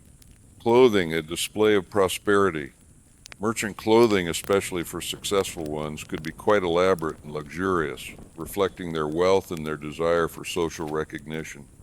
While still adhering to the basic kimono form, they often used finer silks, more vibrant dyes, and intricate patterns. They might also wear more fashionable accessories such as ornate obi or stylish haori. Their attire was a subtle, yet clear display of their prosperity, a way to assert their growing influence in a society that officially undervalued them. Imagine the rich colors of a merchant's kimono, the subtle sheen of silk, and the confident stride of a man who understood the power of wealth. The fruits of commerce. Merchants enjoyed the most diverse and luxurious diet among the common classes, with access to a wide variety of goods from across Japan and sometimes even from abroad. They consumed more fish, a greater variety of vegetables, and often enjoyed more refined culinary preparations. Sake was a common accompaniment to their meals, and they might indulge in sweets and other delicacies. Their diet reflected their economic prosperity and their ability to access the best that the market had to offer. Imagine the rich flavors of a merchant's meal, a testament to his success, enjoyed in the comfort of his urban home. The lives of common people in feudal Japan, though often overlooked in historical narratives, were rich with their own complexities, challenges, and triumphs. Their resilience, their ingenuity, and their unwavering dedication to their respective roles formed the indispensable foundation upon which the entire feudal system rested. Their stories, though often told in whispers rather than grand pronouncements, are a testament to the enduring human spirit and the intricate tapestry of Japanese society, a silent yet powerful force that shaped the destiny of a nation. Their daily rhythms, their quiet struggles, and their enduring traditions were the true heartbeat of feudal Japan, a constant, unwavering pulse beneath the grand narratives of samurai and geisha.